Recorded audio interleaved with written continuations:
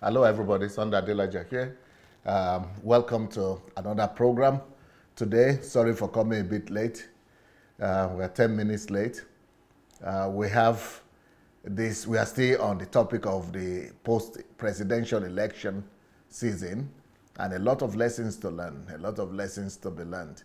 And so I want you people to go ahead and invite your friends and family members for this program, because it's a special program we're having on the state of the Nigerian church, how the state of the election, how the election has exposed the fraud that the Nigerian church is, or the falsehood that the Nigerian church is. So, so this election has really exposed the state of the Nigerian church. So we're going to go right now into the program. And I have today with me Michael OSIBAJO. So I'm going to be talking with him. He is based in Nigeria himself, so he knows exactly what we are talking about. Meanwhile, I also want to talk to you about this book. This is the book I said I give you guarantee for, that if you read this book, you will be proud to be a Nigerian. In fact, no matter the amount of depression you have, you are going to be delivered from that depression once you read this book. It's called How to Make Nigeria the Greatest Country in the World. Then my latest release, my new book release is, one of the most revolutionary books that Nigeria society needs, more than any other book, I think. It's called Truth, Non-Truth, and Lies. Truth, Non-Truth, and Lies. That is my latest book. You can get it already on Amazon and on Kindle, so go get your own copy and learn to live by the truth and be delivered from all the lies and falsehood in Nigerian church and society as a whole. Hello, Michael. How are you doing today? I'm doing fine, sir. Good evening, sir. You are fine? I'm doing very great, sir. Well, what do you think this election has revealed, exposed about the Nigerian church? It's been 2-3 weeks of discovery for me as a person, and so much is being revealed, especially in this season. We found out that just a day's action, just a day's exercise exposed how we are as a church in the land. There were so many things that were exposed, and we've talked about this thing over the months ago, and there were a lot of things that you've been saying, and there were a lot of things that we've been saying that looks like those things look so inconsequential until this election. They became. Is it possible for you to look into the camera, because it's like you are looking down? People cannot see your eyes. Okay, can you? Yeah. Look, is it okay you now? know where the camera is in your. You look in your front. Yes. So is it okay now? Well, it's better. It's better than the way it was before. Okay. Yes. So it's so much is being revealed, especially this season. I found out that a lot of things that you've said over time, and a lot of things that you've exposed over time about the Nigerian church and about the priest in the land, it shows that those things were actually correct and they are true. Because having to interact with some of my colleagues and some of my friends, found out the exact place where we are as a church in the land. It is true that the church has totally missed it in Nigeria. That's the bitter reality. It's a bitter reality. Yeah, but you have been repeating the same statement, but we need you to justify it. Yes. Yeah, to give facts to back them up.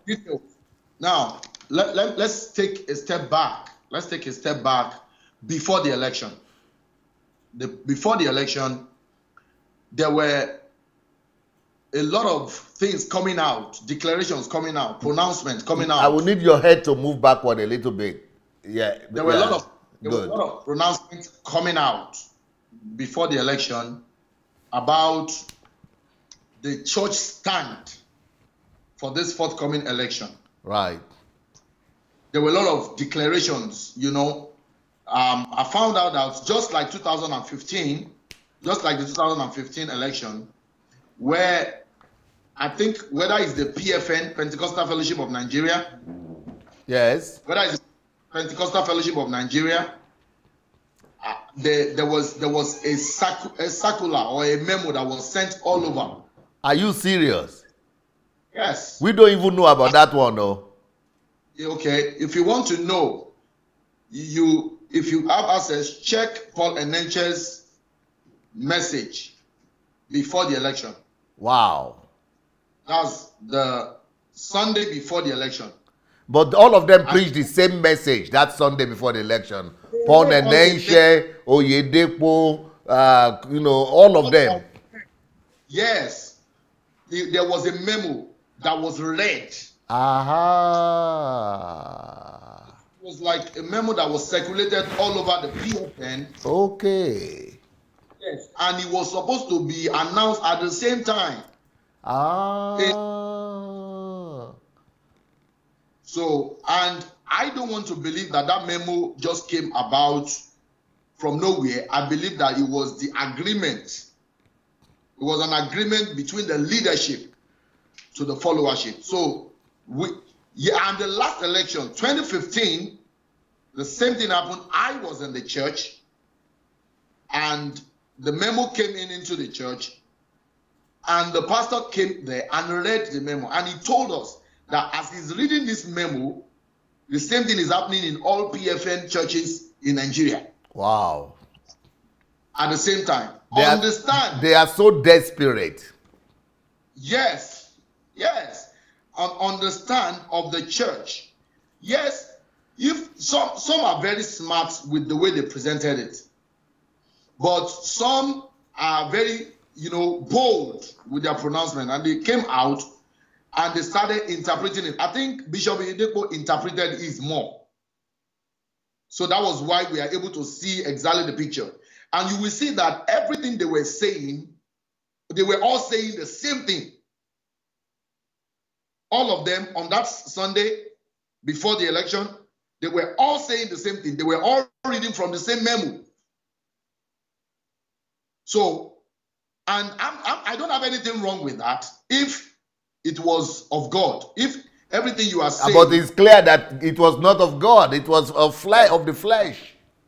Yes. When I then found out that when you now begin to... Most of them now begin to indirectly pick they've already indirectly picked their candidates. To say we have two evils, but one evil is better than another evil. They said a thief is better than a killer. A thief is better than a killer. Yeah. And I'm still going to come to that because almost everywhere you turn to in Nigerian church, most Nigerian churches, now, this present government is being referred to as a killer. Wow. And that breaks my heart. Because I saw the... So it means the whole church in Nigeria has lost touch with God. Yeah, that's the bitter reality. But you know, this statement you made now is just a statement. But when we now begin to put the facts, the one that is in our koro eyes, at least this one is still fresh, it's still hot bread. It's not something that has happened in the past. So let's judge this statement you just made now by what just happened. And let's see whether these people are still actually in touch with God or not. Let's see whether they still have a relationship with God or not. So let's look at the results.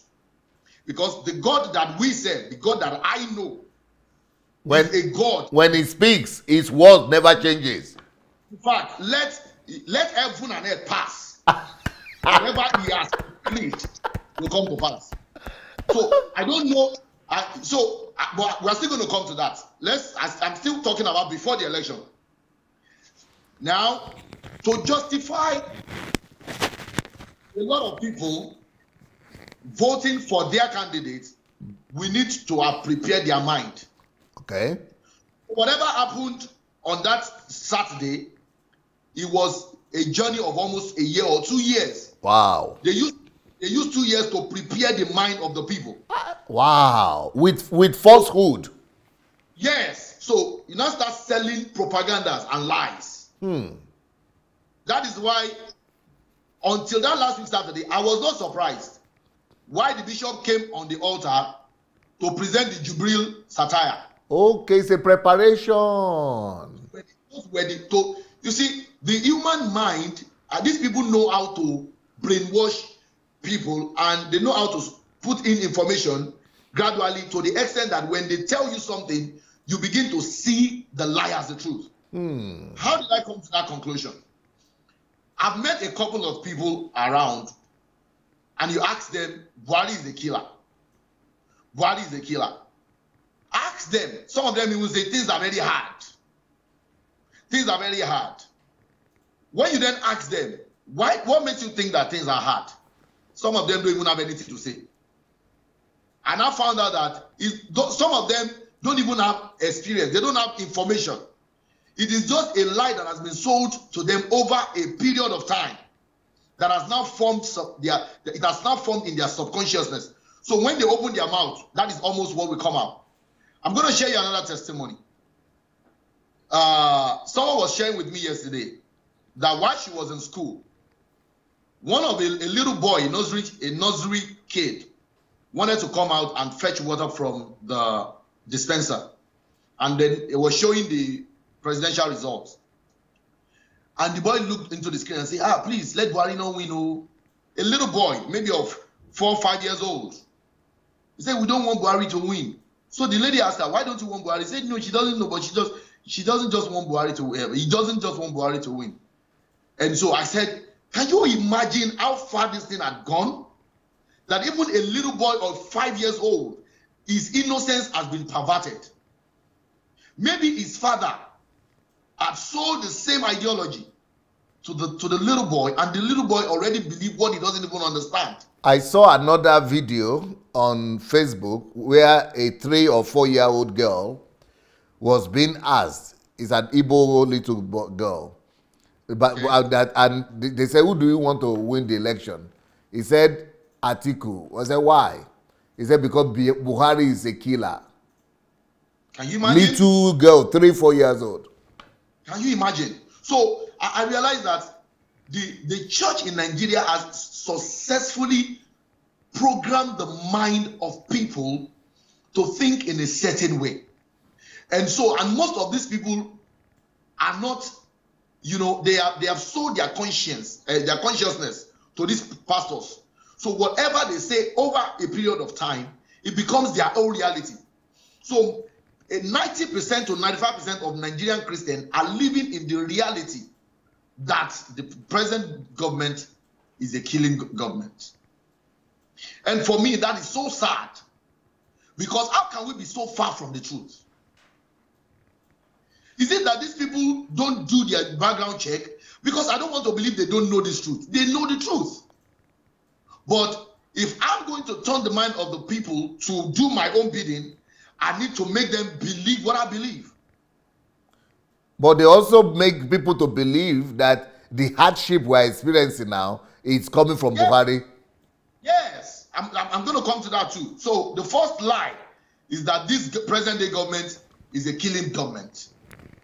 Whereas the reality is that if you look at the numbers, let's look at the numbers. The statistics.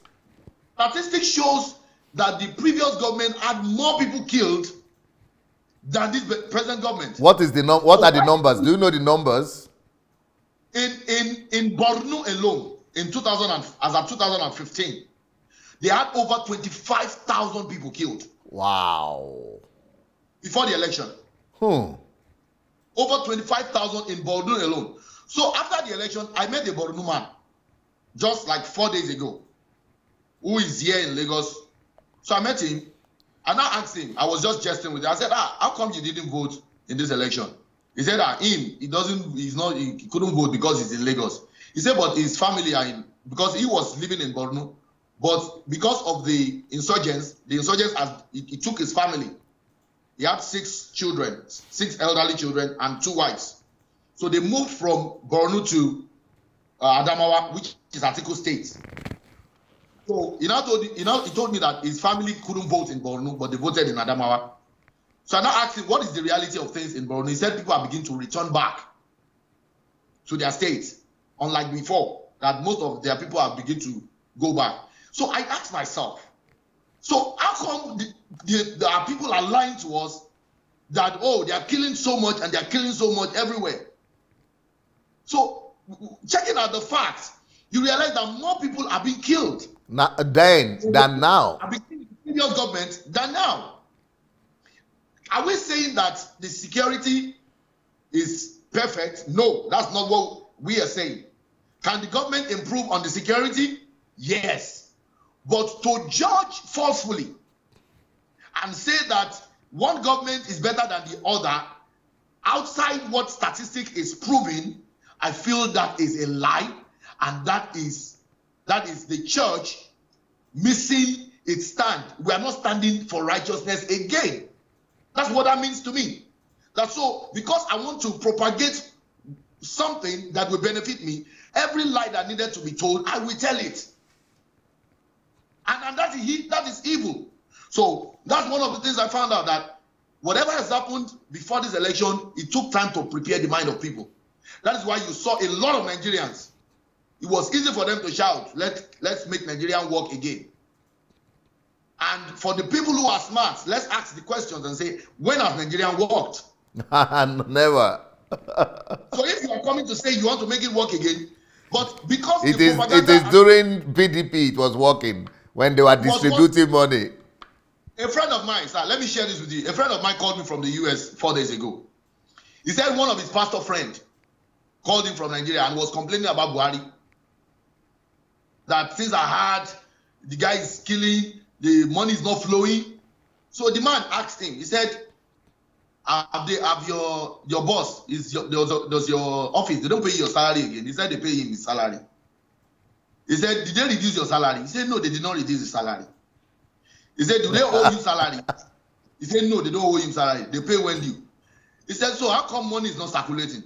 So if there was any other money that was circulating at that time, it is corrupt money, it is stolen money. But when the man now told him, the man calmed down like, I say, it's true. Say, because go and ask all the federal workers, ask all the state workers, most of the state workers.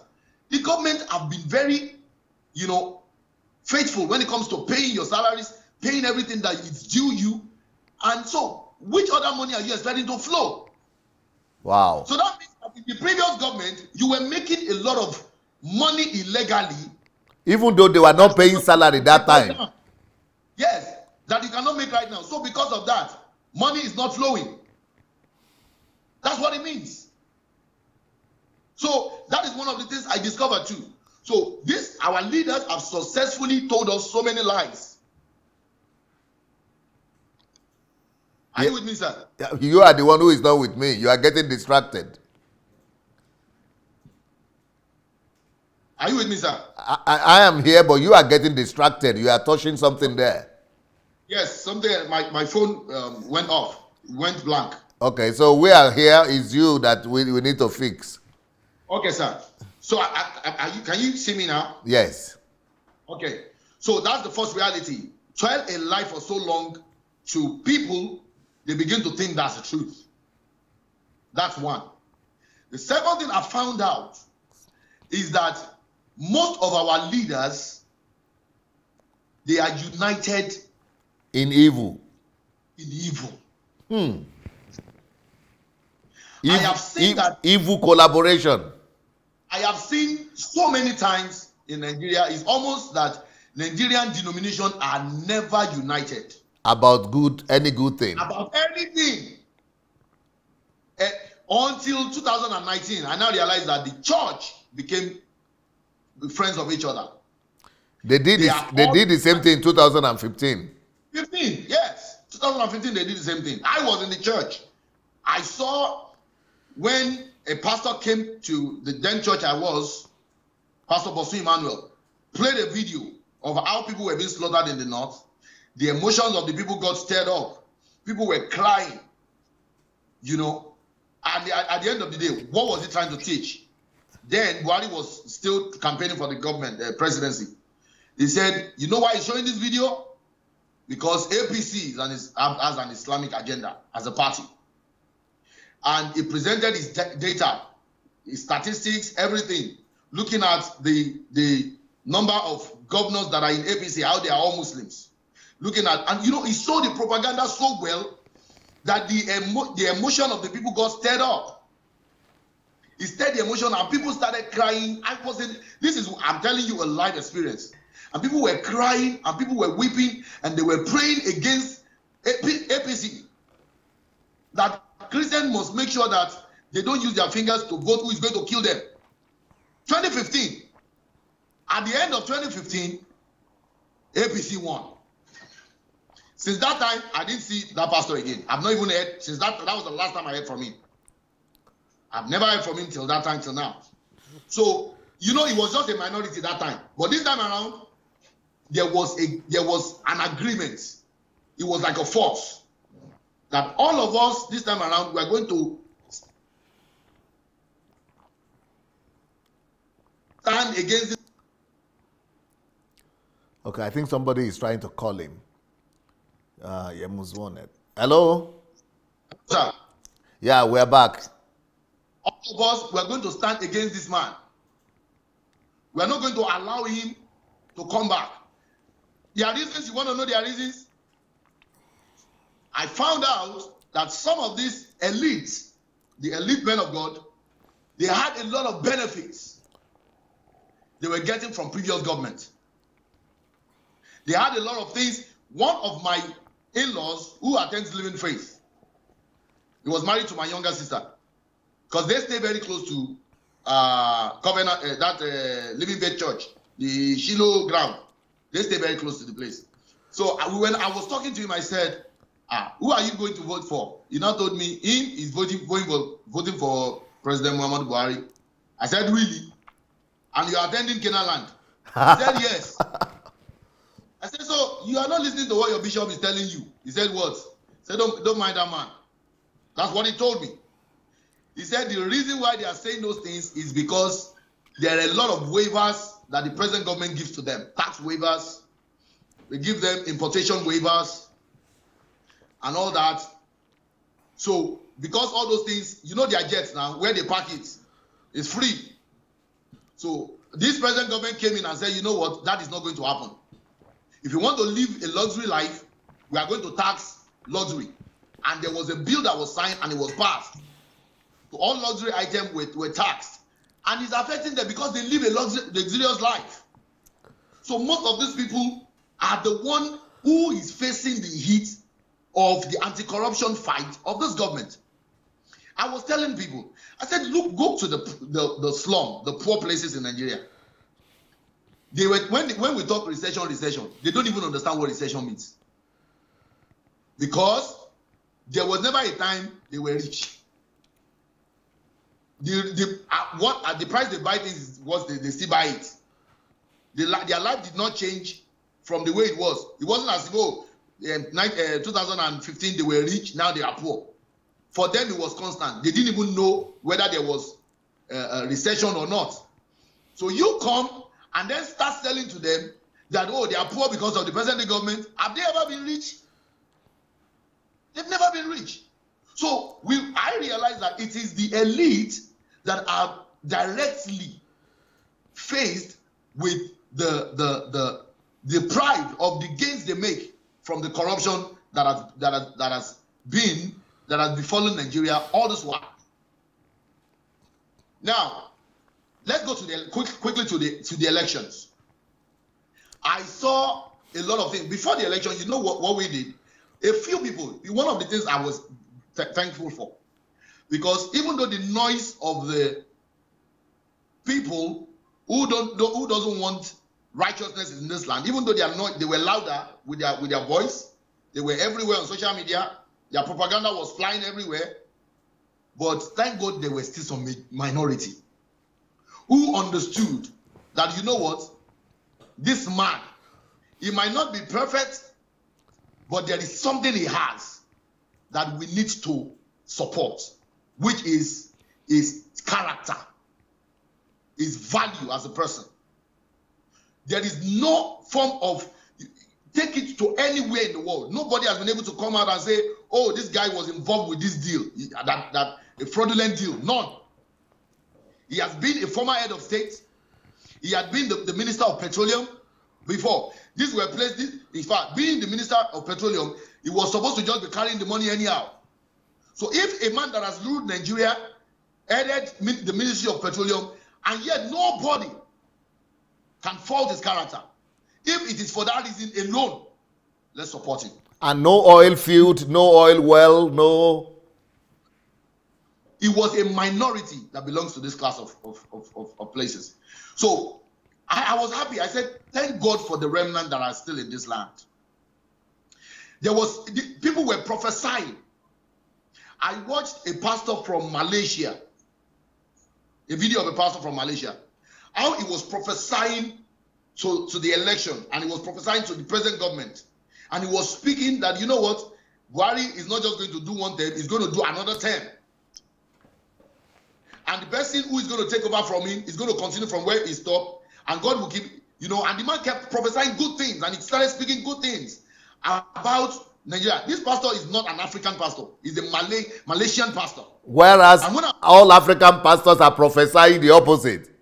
Yes, and I wondered, how come? And the man said, God, that's what God said to him. I said, how come the God that is speaking to that man, who is not even benefiting from Nigeria, who does not have anything to gain, who does not have anything to lose, is saying these things, and yet all our big pastors, they are saying the opposite. Their God is telling them the opposite. Because they don't serve the God of heaven. They are serving the God of mammon. So, yes, you know what I found out? Majority of our pastors are not serving the God of heaven. They are not, because there is no way. And let me tell you why I said that.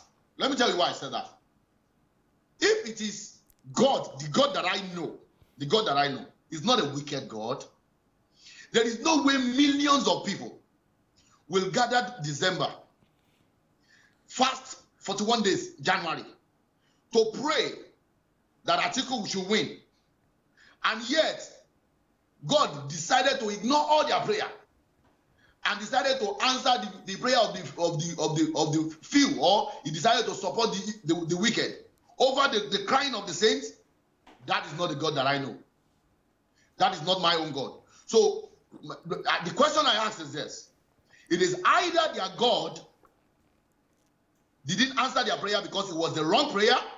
It is either the God Almighty did not answer that prayer because it was the wrong prayer, or they were praying to another God. So you tell me, when I posted this on my page, somebody answered me and said, God did not answer their prayer. He said God did not answer their prayer. That's why they lost in the election. So, and I'm saying that if that is the case, then don't you think you need to go and revisit that God? The God that you will go years and years, fast, do all the exercises, and yet the God will not listen to your prayer. And for 30 years, since all these churches have started, Nigeria is getting worse and worse. It's not just the election alone. So what happened to that God? Because they don't serve God. At all. So I realized that the Nigerian pastors, they don't even know God anymore. They don't even know what God sounds like anymore. They don't. That's what you remember my Elijah challenge. Yes. That is what Elijah challenge is all about.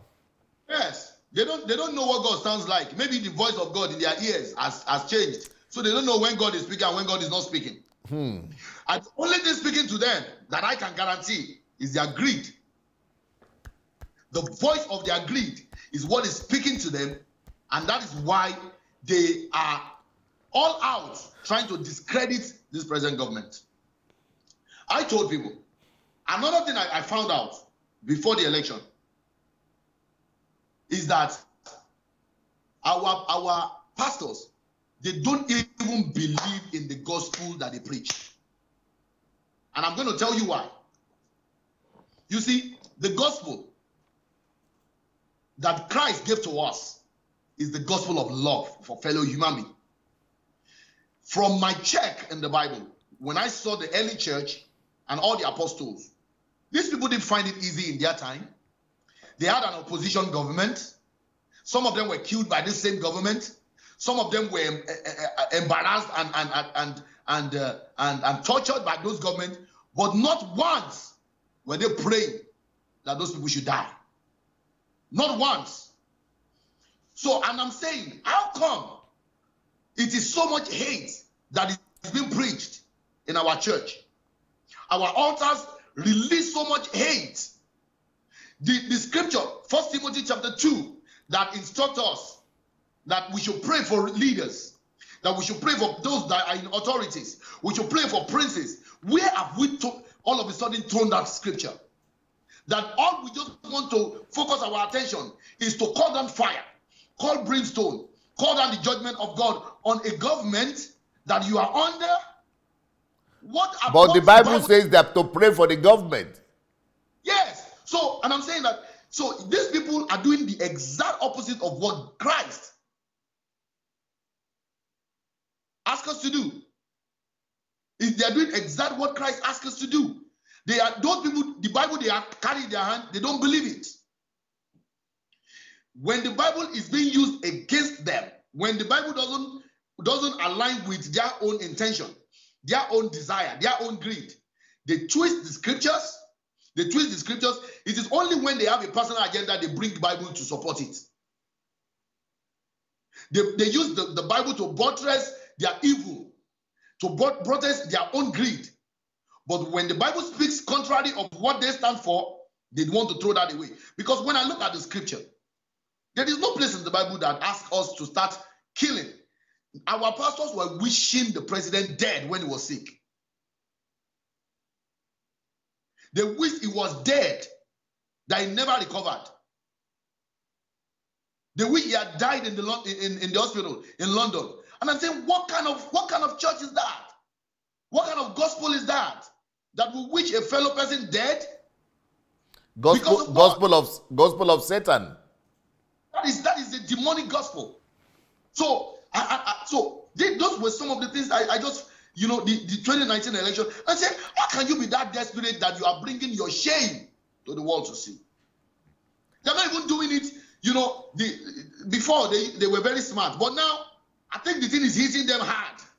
So, it's like God is exposing them intentionally. But they said I'm the one exposing them. Don't wash the dirty linen. They tell me all the time, don't wash our dirty linen outside.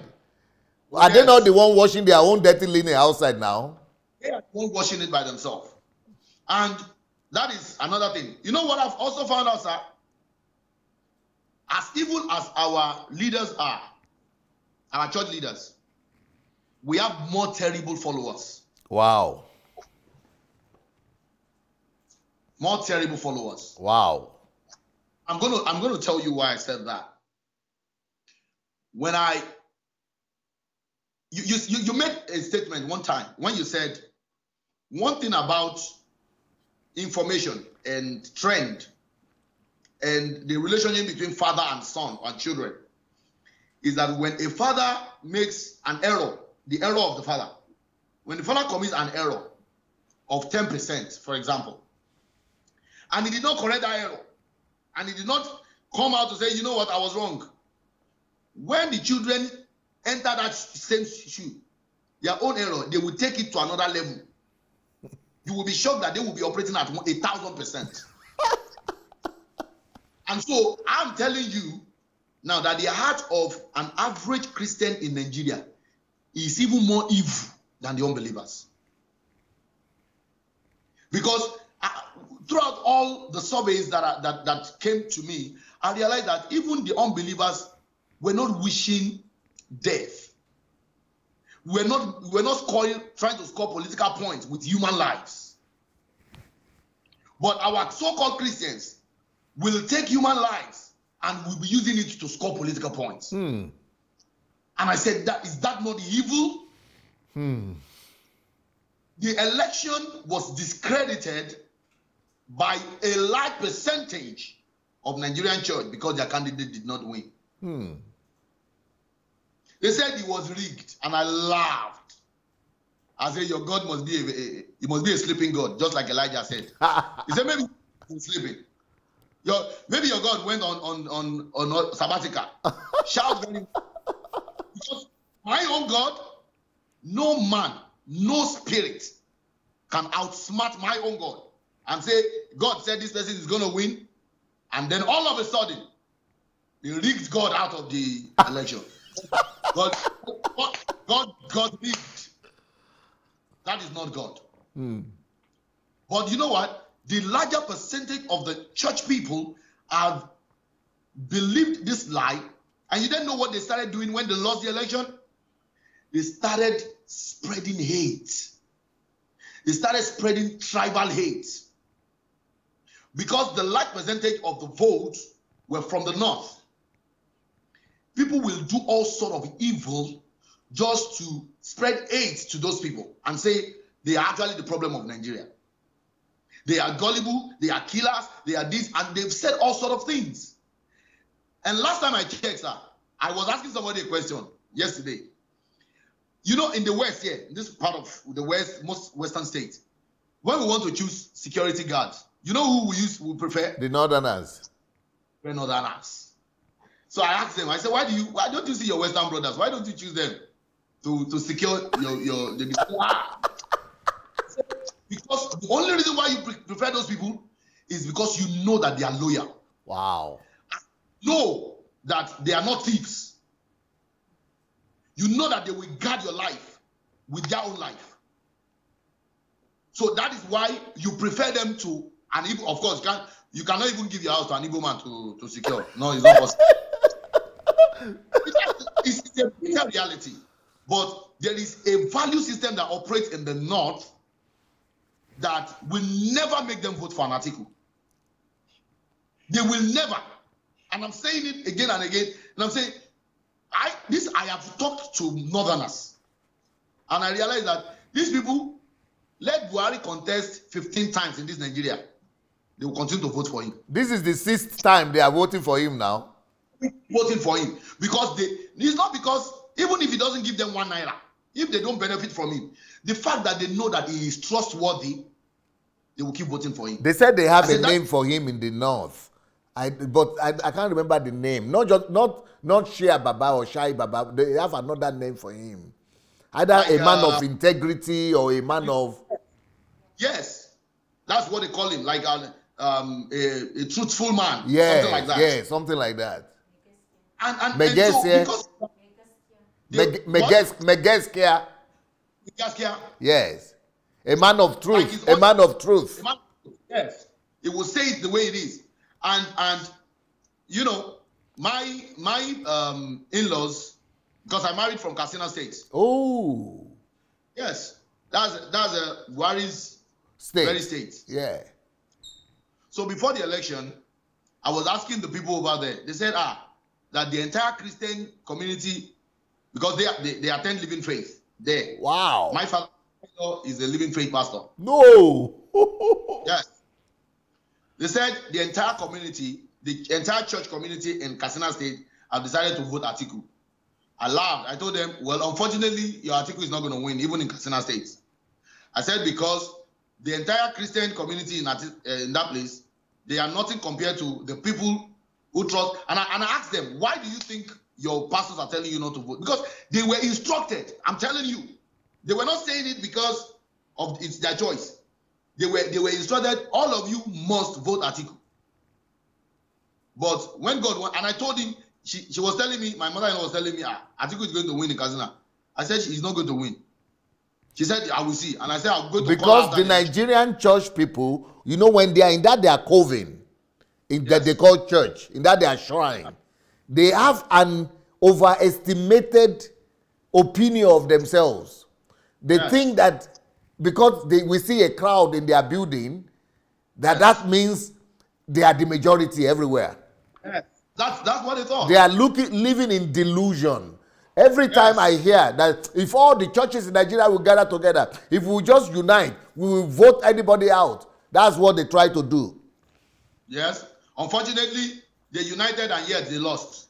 Because they are not they are naked kings. They are not as as significant as they are thinking of themselves. Yes. So, and these people still ended up voting for Buhari. Even in Adamawa, the man that I told you, the northern man that I spoke with, the man was from Borno, but he has moved to Adamawa. He said him and his family, 8 of them, even if he does not vote, his 8 members are going to vote. And they are voted for Buhari. He said they voted, and they voted for Buhari in Adamawa State. And he said the majority of the Adamawa people too are voting Buhari. So this is a direct information. And I'm saying, so when they were announcing the results and they saw the result in Adamawa, it was very close. And people were shouting, oh, it was rigged. How can Adamawa people, how can Buhari have that kind of vote in Adamawa? I said, you people go back and check records. It's not today that he has been scoring that point there. Because Adamawa is the state of Atiku, eh? Yes. You know, and they just assumed. They just assumed that, oh, he was going to lose it. I said the assumption failed. I watched a lot of interviews before the election. What was giving them to say that they had a chance was because they picked Atiku, who is a Fulani. That was their calculation. Atiku being a Fulani man, then being a northerner, that Atiku will be able to divide the votes in Katsina, divide the votes in Kano, divide the votes in Bauchi, Borno, all those big states that has more votes. He will be able to divide the vote. Then they will go to the west, where they know that PDP doesn't have much strength, and they will make sure that Buhari doesn't get votes in the west. And then the middle belt, you know, they've sold the killing lies so much. They sold the killing lies so much, so they had their calculations. But what they refuse to know is that all the calculations they were calculating, the people who are going to vote, they don't look at all those things. They are illiterate. 50% of Nigeria is illiterate. They are illiterate. They don't look at all the things you are saying, and you cannot buy them with those kind of, because most of your propagandas are on social media. And they are for elite. And how many people are elite in Nigeria? Maybe 10 or 20%. 70, 80% are illiterate. Sir, do you know the people that vote? Most of them are farmers. And those farmers benefited a lot from this present government. Yeah. What propaganda do you want to come and sell to them not to vote somebody who is putting food on their table? So every of their calculation failed. So because the calculation is not looking like it, we better bring God into it, though, and begin to declare that he was God. So everything that was used failed, and I realized that these people they've lost it from God since.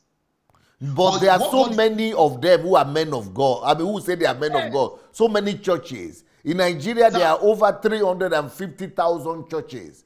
More than 1 million churches. I mean, that is just the ones in the PFN. But in Can, more than 1 million churches. And all these churches, pastors are there. Can any one of them hear God, that God is on the side of Buhari or not Atiku? Some people heard, but some people stood for the truth. No, I'm talking about these ones that are supporting these things. You know, the majority of them, all the Nigerian churches, especially the PFN and the charismatic church, they are all under one umbrella. When the father at the top speaks, it is what the father says that filters down.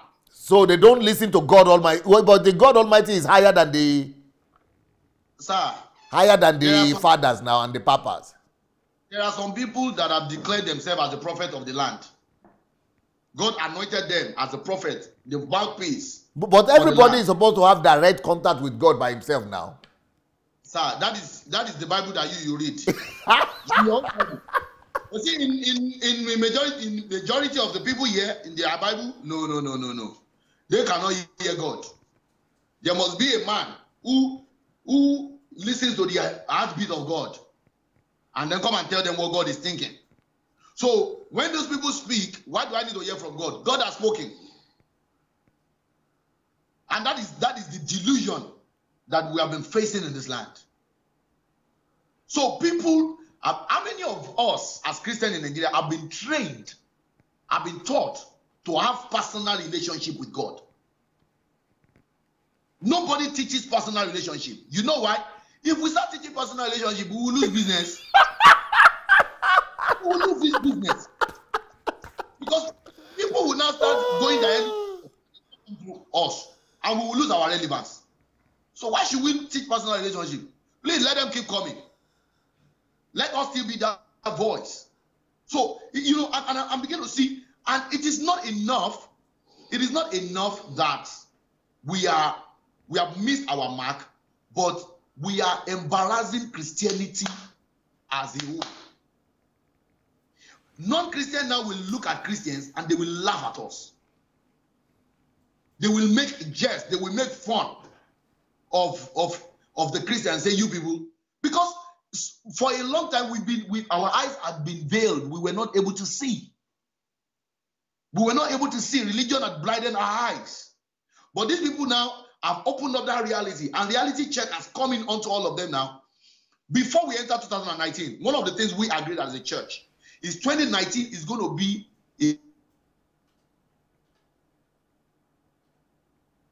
who stood for God, they will be exposed. That was what we declared in 2019. And how did we get there? Sir, when you begin to notice an unholy alliance between the so-called priests, the people that are supposed to be the priests of the land, and the enemy, the wicked one, you have a course on Nehemiah, you know, a reformational course on Nehemiah, using Nehemiah as a case study. Yes. So this story, you will be very familiar with this story. Remember in chapter 13. Yes.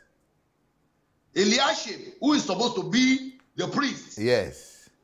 Who in chapter 10 were swearing after in chapter 9, after they recounted and repented of the sins of their fathers and their sins, and then in chapter 10 they appointed some people, Eliashib being the priest, and they swore and they placed themselves under a curse that, you know what, if we go against the ordinance of the Sabbath, let this be happen to us according to the law of Moses.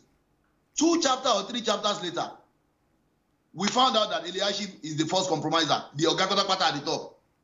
How did he compromise? The one that baffles me is in marriage, there was an unholy alliance in marriage between Eliashib and a pagan, Gentile. Tobiah. Yes. Tobiah. This same Tobiah that was mocking the God's people, that was making jest of them when they were building, that was insulting and was doing everything to make sure that the work was not done. Tobias and Sanballat or something. Yes. All of a sudden, we found out that the temple, the storehouse that was meant for the things that belong to God, that was supposed to be given, the things the people bring, this man rented it out to Eliashib, to Tobiah. The enemy. How come? So when we notice an unholy alliance, when the priest that is supposed to occupy the place of the mouthpiece of God begins to align with the enemy, sir, know that very soon a separation is going to come. So that was how God started speaking to us. But we saw the alliance of Oyedepo and Atiku. Atiku, of course. That is the unholy alliance. So you see, the scripture became flesh. The book of Nehemiah, it became flesh in Nigeria in 2018, 2019. Everything that was happening that time was happening here again. But why were they so confident? Because almost everybody I spoke with in Nigeria said there is no way Buhari is going to win this time. That the conspiracies, that the generals have conspired. The former presidents have conspired.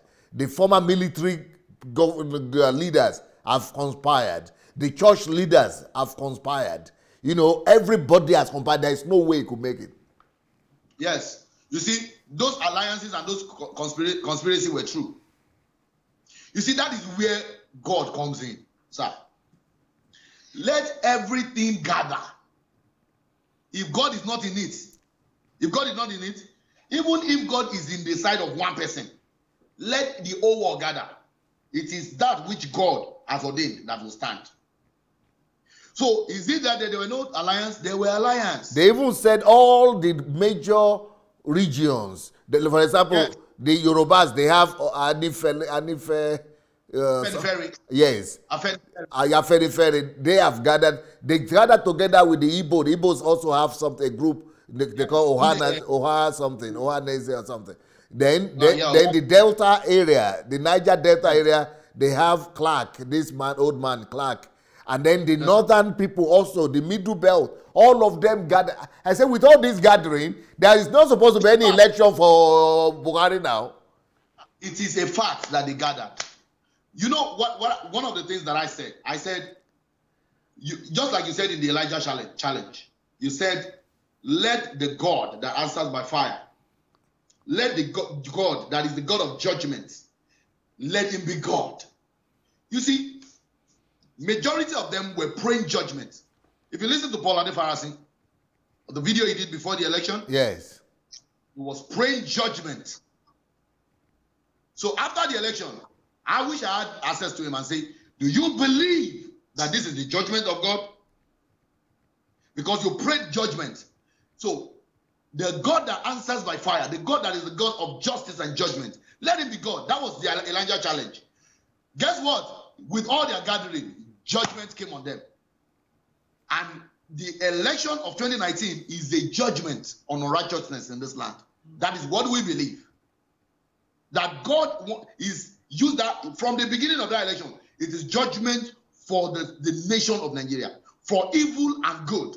If you're on the side of evil, you will get your judgment. If you're on the side of good, you will also get your judgment. I know after the election, a lot of people started saying, oh, welcome to another 4 years of suffering. 4 years of, you know, they started wailing and they started complaining because they lost. They said, welcome to another year of poverty and suffering. I then asked them a question. I said, sir, do you know that in America there are people that are homeless? Even though the land is filled with so much opportunity and blessings. But there are still homeless. There are still people in America that are still poor, that does not have food to eat. Even in America. I said, it is a choice. It is a choice. Is it that there are no opportunity in the land? There are opportunity. But if you see poverty, you will be poor. Sir, do you know that until you, last week you did a program, and I called him, where we were talking about the nation of the state of Nigeria, and we were talking about how to transform Nigeria to America, how Nigeria can overthrow America. Ah, yes, how the Nigerian economy can overtake the American economy, yes. Yes, I wrote a book on it. You see, when I read that book, I then realized that a lot of Nigerians don't even know what is happening. It is the news of evil the news of evil was spreading more than good. The majority of people that I spoke with, they will be asking me, what has this government done? What has this government done? So it means that there was a conspiracy. Let them look bad. Let them look like they are not doing anything. Let them look. If Buhari coughs, the media will take it and they will make propaganda out of it. If Buhari travels, there will be propaganda. If this man, if he sneezes, there will be propaganda. In fact, on the day of election, Buhari was making jest by looking at the wife, how the wife was casting her votes. Well, it was just, you know, the man could be very comical. He was joking, yes. He had a very huge sense of humor. And he was just joking with the wife, how she was casting her vote. People started writing propaganda on that. That, oh, he doesn't even trust his wife. And I'm saying, why this much hate? Why this much evil? And the people that are saying these things, some of them are even men of God, are pastors, Christians. I'm saying, how did we get to this level? How did we decay? How did we become this rotten? That we now tell obvious lies just so we can get what we want? Where is righteousness? Where is the spirit of righteousness? For goodness sake. Can we go back to our and see? Sir, when I was growing up. That is why I released a video today that we don't need Islamization. Muslims don't need to Islamize Nigeria. With this kind of behavior, the way our people are behaving, the Muslims, the way they behave, it's more honorable. Islam is looking more honorable than Christianity. They are more honorable, sir. And that is why many people will be moving. Without any Islamization, the pastors will push people to Islam by themselves without any help, without the help of any Islam. Yes, sir. I believe you, sir. There is so much unholy alliance going on in the land First of all, it was the suspension of the Chief Justice, and then there was a lot of noise everywhere. Oh, he suspended the Chief Justice because he wanted to put in his person, or because he wanted. And I'm saying, where are all this coming from? Somebody had done something that is wrong. Can we speak on the evil that is being done and not on the action that was taken on the evil? So it now looks as if punishing evil in Nigeria is evil in itself. And the people that were shouting these things, when I saw men of God carrying these banners, Oshiomhole made a joke. He said, if you fire your gate man and your wife is crying, is the one crying, he said, just know that there's something going on. But which one? The wife. Is it your wife they fired? Is it a family member? And that's exactly what happened.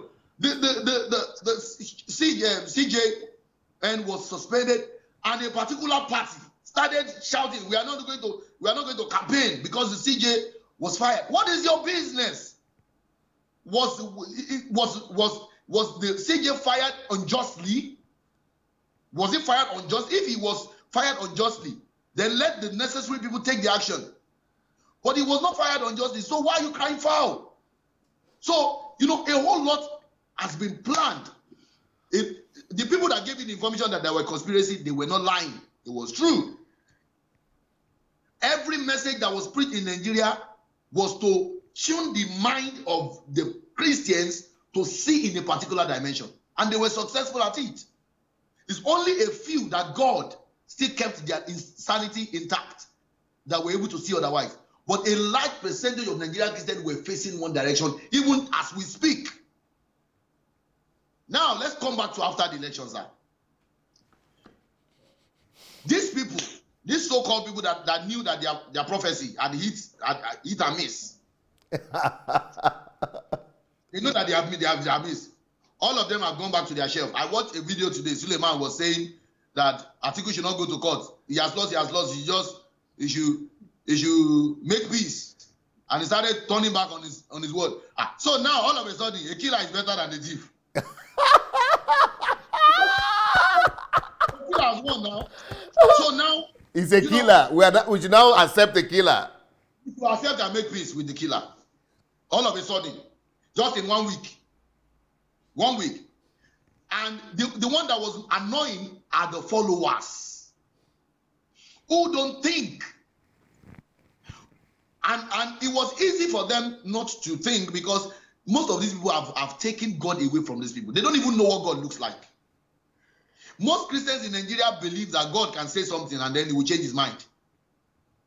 Most Nigerians believe that when God says, I'm going to do this, some people can pray and tell God, don't do it. And then, miraculously, God will just change his mind overnight. And they can easily manipulate God anyhow. They will manipulate God. That's why you see people go to church and they will be crying when they are praying to God for something. You will see tears. They will be rolling on the floor. And I'm saying, excuse me, you can roll from now to tomorrow. It doesn't move God. You're rolling on the floor. That's not what moves God. The only thing that moves God is his word and faith in his word. A man might decide not to even utter a word out of his mouth, but pray in faith in his heart. And you are killing yourself, jumping up around, hitting your head on the wall, thinking that you think that is what God is looking at, how much you can punish yourself. My mom, when I was growing up, my mom used to tell me that if you go to night vigils, God will hear you better, because that time of the night, God is more attentive. So every Friday night we don't sleep. We have to go to night vigil and go and pray. We will pray and pray, because in the evening at that time, everywhere is quiet, so the noise cannot affect God again. God is very, very attentive at that time. And I'm saying, for goodness sake, where did we get all this picture of God? How has God become a ridicule? Because that can never be God. That can never be God. God is God that said, before you speak, I will yet answer.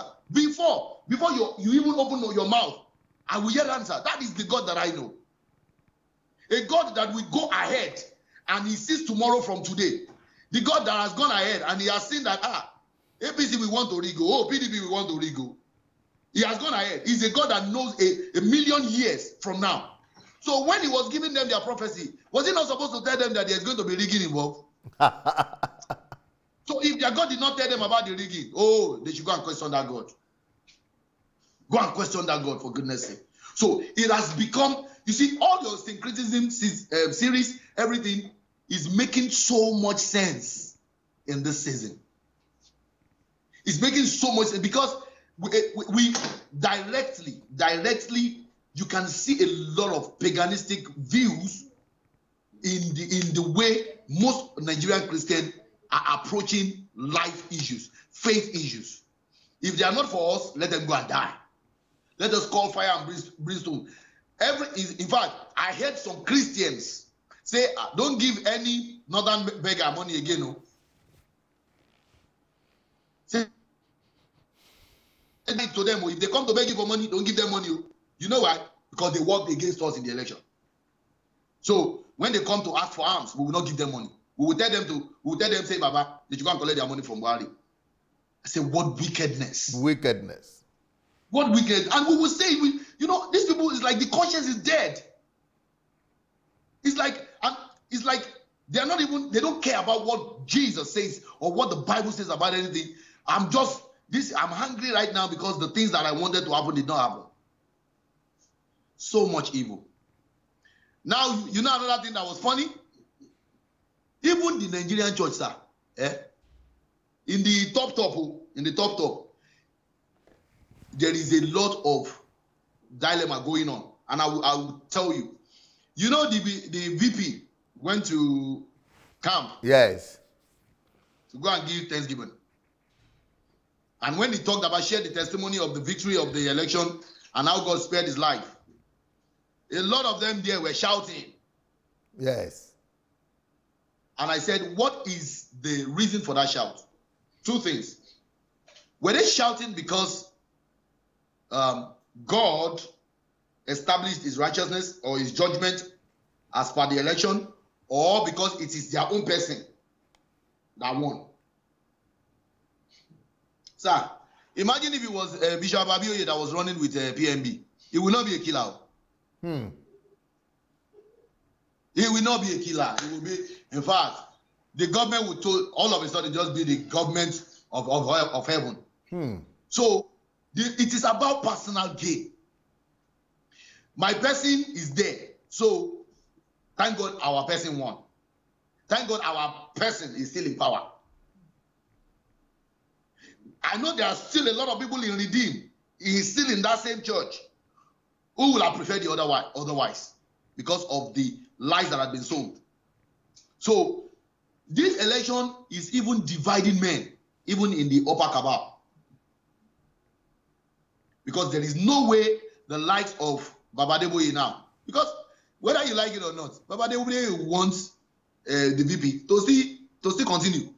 If you like it or not, you know he's very smart, very, very smart person. So he will not come out. I was watching the prophecy when he was giving coded prophecy in early January, that when he went to God told him that, you know, this is election year.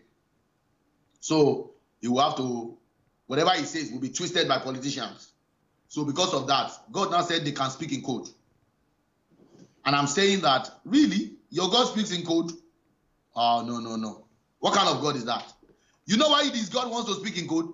Because he knows, he didn't want the people to know where his allegiance is. Because the majority of these people look up to him.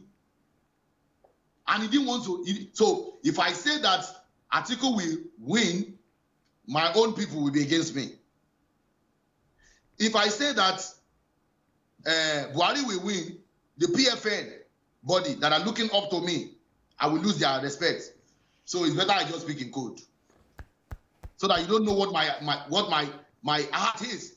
And I'm saying this man is just playing smart. He's just playing smart. He has foot on the two sides. He has personal interest on both sides. I want PFN to respect me and see me as the father of the nation. This other person, I want my own people. I want my pastor, one of my pastors, to still be the vice president. Because whether you like it or not, that has its own benefits. But I think another reason, let me tell you another reason. In 2015, this is what people don't know, but I know this for a fact. This is true. Okay. And some people know it in Nigeria too, who are close to the top. in 2015, even though the VP was, his son, the OSIBAJO was running, but he was not sure that they could beat the incumbent. Yes, true. So he went and blessed and prayed for Jonathan to win. Yeah. But apart from that, he also, what he did in 2015 is that he went and told his son and said, even though I bless you, I will pray for you, but my hands are tied. Because they can, and PFN, I belong there. I am a member there, even though I'm the pastor here, but I'm a member there, and all of them have voted to support Jonathan.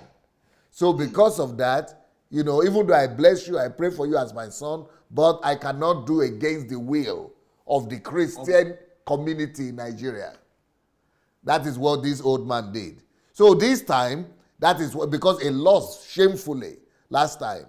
And, he has to play politics to kind of, so this time, that is another reason he has to come in codes. Wow. Because when he was releasing that code prophecy, I knew something is fishy. Because God cannot, the code was even 3. He just gave 3 prophecies. That is unusual. So I said, how come? So election can make God change what he wants to say. Election. So God is now so mindful of election. God will now not just speak because it's election. I don't want to speak so that people will not. I said, what God are these people talking about? God? Sir, God is a merciful God. God is a merciful God. With what is happening in the Nigerian church, in fact, if God has not killed most of those pastors, they need to go and start preaching his message. What is your conclusion right now about the state of the Nigerian church? Presently, I feel that the reality on ground has brought so much clarity to people. But, it's like when you have mixed feelings. You have been brainwashed to see things from this perspective. But everything you are supposed to be seeing from this perspective is coming this other way. Everything that's been said that is going to happen this way is coming this other. So the smart ones are beginning to lay low and begin to do a rethink. The delusioned one are still buying the lies. We don't want to give up. Because if I accept the result, the majority of them don't want to accept the result. Not because they don't like the person who is there, or not because they like who is contesting. That's not why. If I accept the result, it means that my father in the Lord has lied. So the only way is to say that, oh, my father in the Lord did not lie, but the election there was foul. So the delusion still continues, sir. Because how come people still showed up in Suleiman's church and in Oyedepo's church and in all these churches on last Sunday, yesterday? If you watch most of these people, these are people that have been brainwashed for years. Sir, most of these people you are saying, they don't even know God. Okay. They don't know God. So, because they don't know God, their pastor can come tomorrow. Like one pastor said that after he gave the prophecy, that they now prayed. So it was that prayer that made God to change his mind. Why didn't you announce it immediately that God had changed his mind, though? Gullible people will still believe it. And he will use scripture. He will say, Ezekiah, when Ezekiah was going to die, God, he prayed to God, and God added more years. So it is the prayer that made God to change his verdict on the 2019 election. And so what I found out, my conclusion is that the gospel in Nigeria is not even existing. There is no gospel. They have killed the gospel. The churches don't know what the gospel is about. They don't know God. In fact, there is a lot of work to be done in Nigeria. You see, condemning the pastor, sir, criticizing the pastor and opening up their errors is not enough, sir. There was this pastor in South Africa, Alf Lukau, that did the resurrection pastor. Yes. In fact, they started doing resurrection challenge. People are now resurrecting everywhere, all over the world. After Alf Lukau did it, people began to resurrect everywhere. Now, after all that guy did, do you know that some people are still defending him? Even with the proof, Although he himself has come out to say he was lying. even when he said that, some people are still saying, this guy is the man of God. There was some time last year when Matthew Ashimolo visited him in his church. And Matthew Ashimolo was saying, this is God. The power of God is in this place. And I'm saying, oh, the same power of God, what you saw was not the power of God. What you saw was the grandeur of Mammon. What money has done with the glamour and everything. And you are exchange that for the power of God. Oh. So you people now can you now better understand when I did my series and I said these people are only serving the God of Mammon? True. True. It is only for money. And so even with that, with all that proof, with all this proof now that is on ground, there is so much work to be done. Even though God now, what God has done is choose ye this day whom you will serve. Because now nobody can say that I don't know that these people are false. You can live in self-denial and say, I will not listen. But that the proof is not there for you, for all the world to see, you are lying. Because what God is doing, sir, don't you wonder that is a coincidence? It was the same time the election happened that Alflukau happened. And it was the same time that Bushiris happened too. The same time, the same season. And many more is still going to happen. Many, many more is going to happen. This year is going to be a judgment. And when judgment comes, it's going to start from this church. So God is already separating it. So you will see, even beyond you saying anything now, sir, what you have said, people will now go and be visiting it. This man said this one time, but now we have the proofs. The proofs will now be speaking volume. But some people came back to me and said that I took a risk. Even people who are supporting me, people on this platform, that why did you add article we lose? Why did you put that one you use it to spoil yourself? You are putting, what about if, but there is no way. People are so afraid for me. Tell them to go and read your book, Life is Predictable. Even without you, I'm not sure, I don't know whether when you made that statement, whether it was a 40 days fasting that you did before you made that conclusion. But I've been listening to you and I've been following you.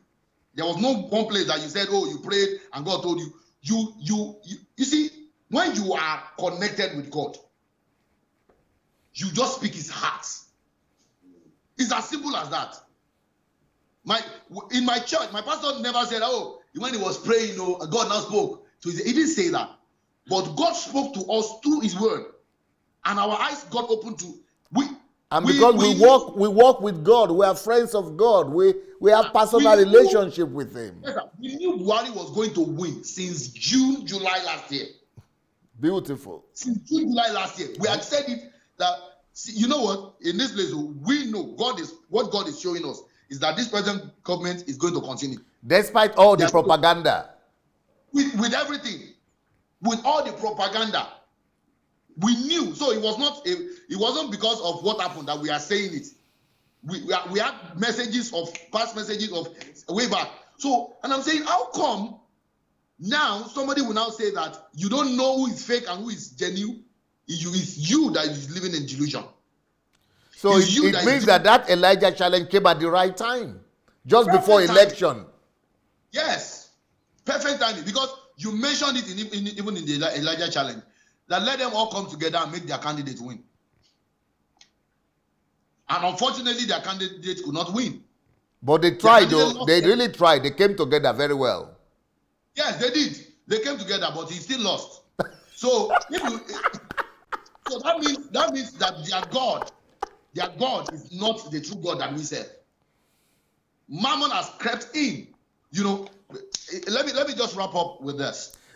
Yes. In that chapter 13, the sacred things that were supposed to be offered to God, I started likening it to the state of the church in Nigeria, the altar of God in Nigeria, that was supposed to be kept sacred for holy things, that was supposed to be kept for righteousness, that was supposed to be a house where values are stored, just like in Nehemiah chapter 13. It was replaced by the enemies, by the affection and alliance of the enemy.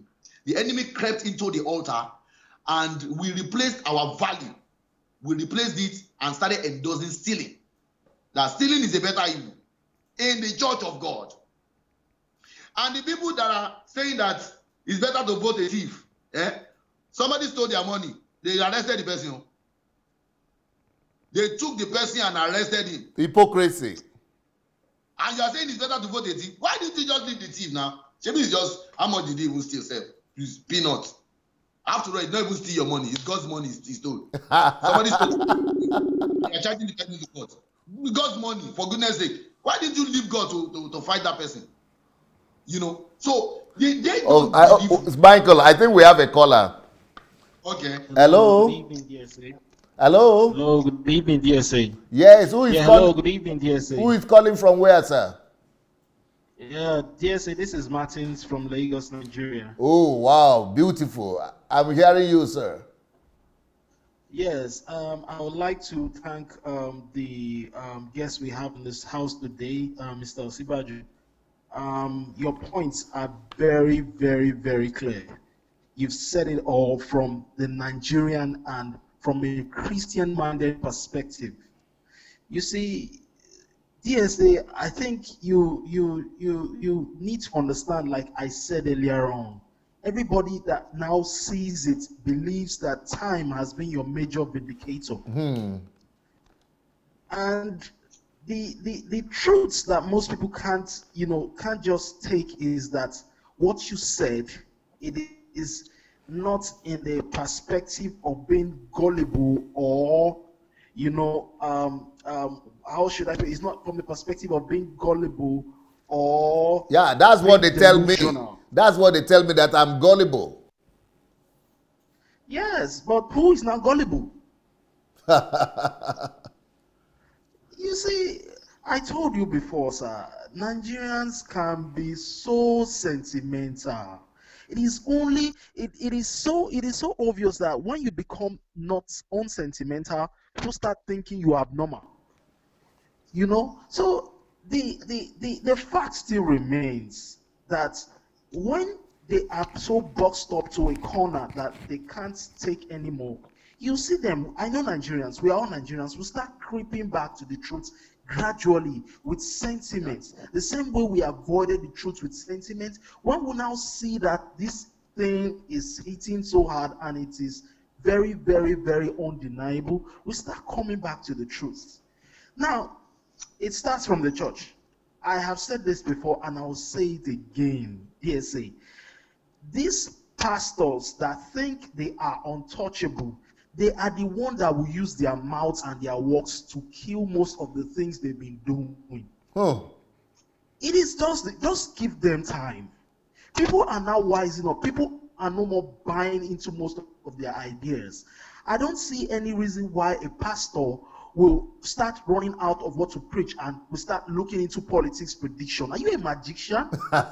Even a magician doesn't predict politics. But our pastors know. I said it before that they are so bold and confident that they now believe that they have the power to anoint the president of the country. But you said something. Yes, I so much love. You said when Nigerian GOs tell you to go this way, go the other way. You better go the other way. That is exactly what is going on. That is exactly what is going on. And before I just conclude, one with majority. One with God rather, is a majority. Majority.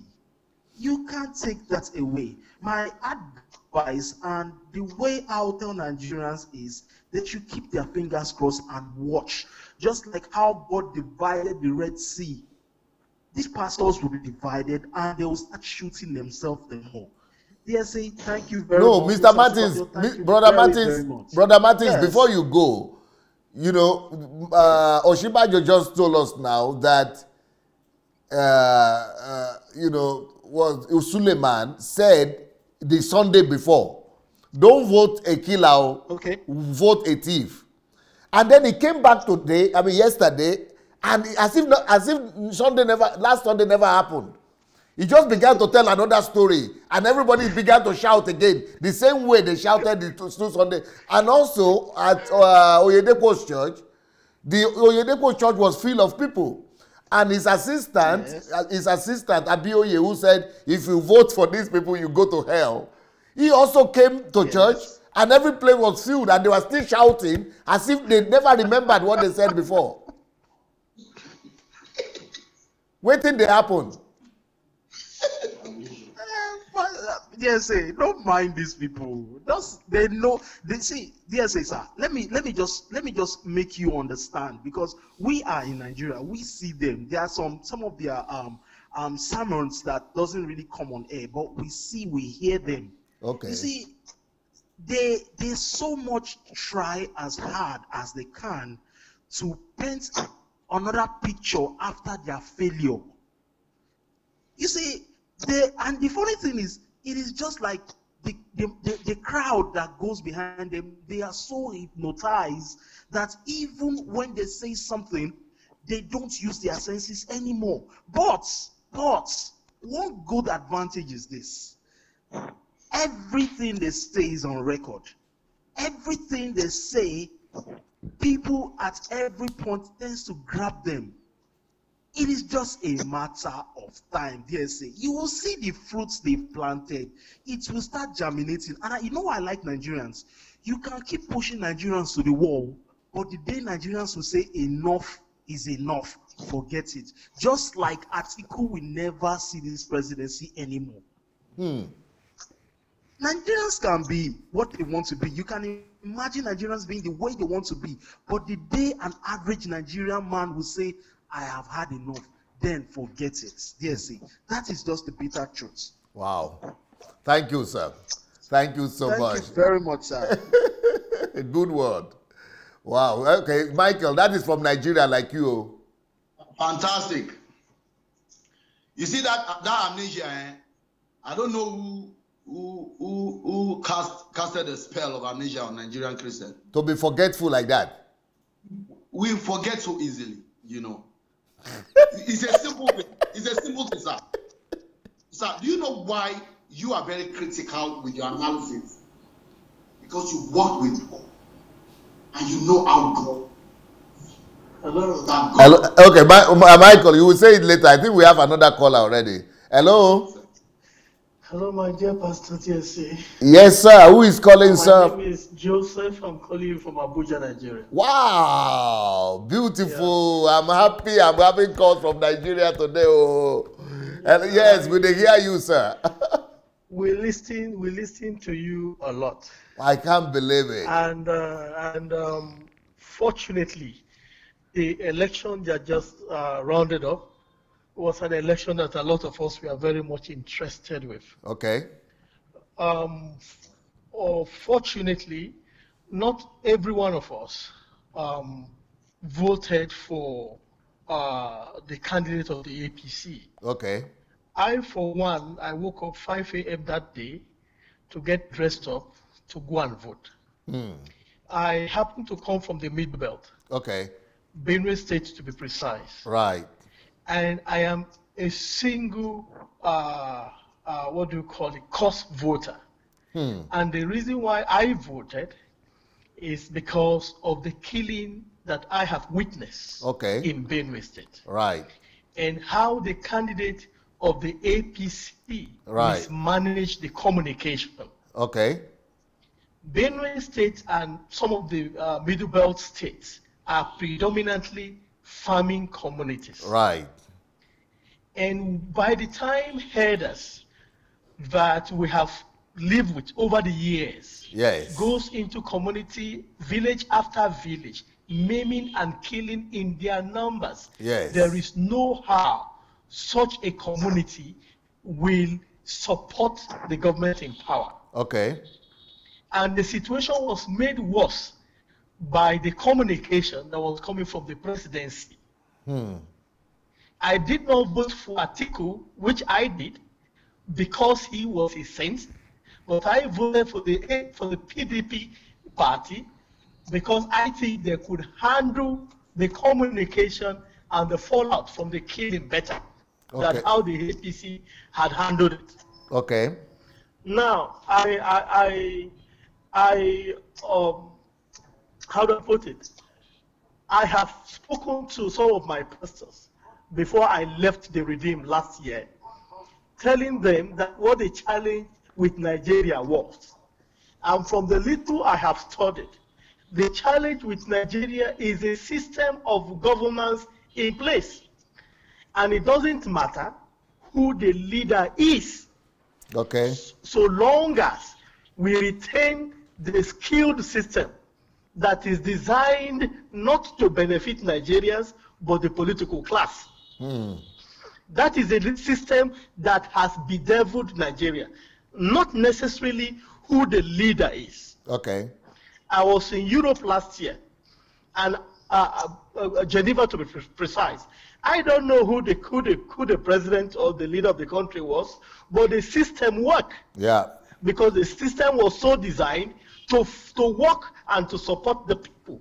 But what we have in Nigeria, it was designed primarily to the benefit of the political class and not to serve Nigerians. And for 4 years, the APC government have not deemed it necessary to work at that system. I heard the governor of Kaduna State, El-Rufai, who once talked about the need to restructure Nigeria. Yes. Before the 2015 election. Most of the support that was garnered then was because the country was going to be restructured in a way to make it more functional. But the government went backtracked on it.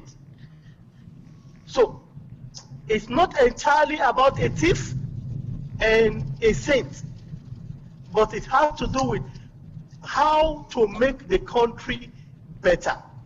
Okay. I listened to all my brother has to say concerning the religious group, yes, of which I belong to. Yes. Through the grace of God and through listening to you, I have been weaned off my addiction from following what the Papa say. Yes. To understanding what the mind of God said. Right. Like I said in one of my posts, what is the financial worth of a Nigerian? That doesn't mean I don't care about thieves. I do care. I want an honest and transparent government. But what value, what premium do we place on the life of a Nigerian? And if we are to bring it to a monetary terms, what does that amount to? The numbers that have been lost. I know people have been dying, but I do hope that this government should have managed it better. Okay, now, so those are the little I want to contribute. Brother Joseph, let me ask you some questions. I will answer, sir. Since I see that you are a sincere person, yes, will you tell me that the killings in your state, in Benue State, started, because I have the facts and the statistics, and I'm sure you should have it too. Do you think they started under Buhari? No, not at all. Okay, that's number one question. Number two question. So do you say, do you want to claim that this government, Buhari's government, didn't do anything about it and they are not trying? And that the killings, the number, let's just take the sheer number of killing in Nigeria between 2011 and 2015, and then the one from 2015 till now, let's see what number is bigger. Now, that is not supposed to be correct, Dr. DSA. No, just statistics. Statistics. I don't want to talk about the number, but here is my concern.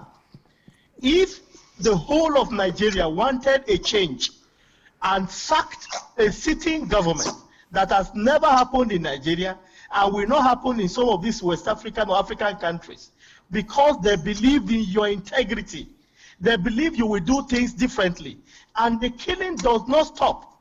The president was in Benue State, and when the chiefs in Benue and the government told him that the police IG, whom you asked to come to Benue, did not come, the president told them, and it's on record, that he was not aware that the IG of police did not obey his instruction. Yes. And that doesn't sell well to a mourning community. Yes. Those are some of the areas that they mismanaged it. Okay, I understand that. Number 2 question I have for you is this. Yes, sir. You said El Rufai and APC promised restructuring, and that is why Nigerians voted for them, so that they will restructure the country. Those are some of the reasons why Nigerians voted for them. Yes. So, but of course, you know that is not true, because if that is true, the people who noticed that for 4 years they didn't restructure, they would have said, okay, you were supposed to restructure, you didn't restructure, so we are not going to vote for you, we are removing you, just like we removed the other one. But they couldn't remove. Why? Because that is not the only reason. Because there are other factors that come to play apart from that, just that one too. Yes. And when I actually talk about restructuring, Dr. DSA, I don't necessarily mean cosmetics. If you look at Europe where you are and look at what we have as a system of governance, where governors gather in Abuja at the end of every month to share oil proceeds, that is not a government. We want a government that will serve the people, and that's not what we have as we speak. Beautiful. Now, do you know that before, at the time President Buhari came in, that two-thirds of the states in Nigeria couldn't pay salary. They are not sustainable. Of course I do. You know that. They were not sustainable. Yes. Can you now imagine him coming in and say that I will still not give you anything? Nigeria would have gone into not just repression, it would have gone into catastrophe. He bailed them out. He bailed them out twice. Despite the fact that they are making less money, they are selling less oil. But when we were selling all the oil, having all the money, we couldn't pay salary 2/3 of all the states. Where are the money? Now the roads are being constructed. Where were the roads that were there when we made $1 trillion? You know, so a lot of factors come into being. And okay, but the killings were not just, you are in Nigeria, you know that the latest killings now are not the more killings are now taking place in the north. Like even in Katsina, and Muslims are being killed. Not just Christians are being killed, and Muslims, and even in the president states. That should tell us what? That should tell us that it is not his own doing. It is a crisis that we are facing all over our country that they are fighting against. And because when you look at the number, the sheer number of the atrocities, I mean, even when during 2011 to 15, even Abuja was not sacred, was not safe. Even Abuja was being bombed. I mean, it was so bad. So sometimes we are forgetful and we forget so easily. So I think that this government, yes, they are not doing as much as I think they should do. They are not handling all the situation with the killings and everything the best way I think they should. I think they could do better, but I still think they are trying to do. I see their intention is good. They are still working. They are trying to do things in the right way. Other than the other time and the people you voted for you to have voted for Atiku to come back just because of their state, people being killed in your own state. What about people being killed in the Katsina state and other people's state? I have to correct that. Okay. I have to correct that, Dr. DSA. Okay. I am concerned with death anywhere. I will not, sit idly by, say nothing, why people are being killed for nothing. Exactly. And the danger of that, the danger of that, people dying in Zamfara are peasants. The danger of that, all over the country are peasants. Okay. Who have nothing, close to nothing to do with governance. Beautiful. You understand, but, but Joseph, what you didn't consider is that the danger of that is that when a government that is so irresponsible as PDP comes in, the killings will even be more. Because of the irresponsibility and a lot of compromises there. There are no value system there. And when there are no value system there, it's going to be worse. We don't just change because we have some bit of imperfection. Even in America, where they have all the money, all the security, and after 9/11, they are still having terrorist acts being killed, people being killed, even up to today, with all their sophistication. But what I want us to look into is if these people have a good intent and good intention to move Nigeria forward across different lines, and we see that they are trying, I think that is what we should use to see, to judge them. That is why I said, if I compared PDP that was there and this APC government, I see that, I see the hand of God upon these people, and I see the purity of their heart, the intention of their heart to move Nigeria forward. Well, thank you for calling, Joseph, because other people still want to call right now. God bless you. Thank you, sir. Michael, what do you say to that? I want to respond to one of the things that Matthew said. If Matthew... No, it's Joseph. If Joseph is sincere with his heart, himself, in relation to the human lives in Nigeria, I think one of the things that I've always said to people is that if you endorse stealing and you encourage stealing, you don't know what the God of Nigeria need to know, and we need to start hammering it into the ears, their ears, that stealing has taken more money. Stealing has taken more lives in Nigeria than insurgents. People need to hear that every day and every night. Because if you can't come and tell me now, because they kill people in Benue, they kill people in... Killing people is normal. In Nigeria, in Nigeria especially. Yes. But do you know that more people die? Sir, tell Joseph to go to the state general hospital in the states, and he should ask them the fatality statistics of people that dies in that place on a daily basis. Just because there are no hospitals, they have stolen the money that was supposed to be used for hospital. They have stolen the money that is supposed to be used for food. That because of poverty, because of all consequences of stealing. Let him bring it together in his state alone. I'm talking about his own state alone. Let him gather all the statistics together and bring the figure. Let's compare that figure of how many people died because of poor healthcare alone. I'm not even talking about other aspects. Poor healthcare alone. That how many people does poor healthcare kills in Benue? And let him compare it to the people that headsmen are killed in that state in 3 years. And let's put the figures together. So if you tell me that you want to vote somebody who stole money that was supposed to develop infrastructure in your state, and you want to bring the person back, just because you have hatred for the communication skill, because that's what he was emphasizing on. You didn't like the way the government communicated the killing. So because of that, let's throw them out and bring somebody back who will communicate well, but will steal the resources. And then let's see whether the killing will reduce. Let's see how many people will die. So I just feel that Nigerians, a lot of us are misinformed. I think one of the things that needs to get back out there is people should begin to check facts. People should begin to check facts. You made a statement some time ago about the present governor or present president in France. Yes. This goes out all the people clamoring for a young president. Yes. A young president, a young president. I said, I don't have a problem with a young president, but I'm not going to vote a young president because the young. The only reason why I vote is not because of your age. Yes. Oh, I think we have a caller. We have a caller right now. Hello. Hello, dear sir. Good evening. Good evening, sir. Who is calling from where? This is Udo on the line, sir, from Valencia. Udo, yes. How are you, sir? I'm fine, sir. Thank you, sir, for the great work you are doing. Always a great experience to listen to your contribution. I have always been of the opinion that 97% of funds we find in Nigerian churches, especially in Nigeria, proceed of corruption. And that you can see. 97. Did you say 90% or 97? 97% of it. 97, and I'm able to say it anytime, any day.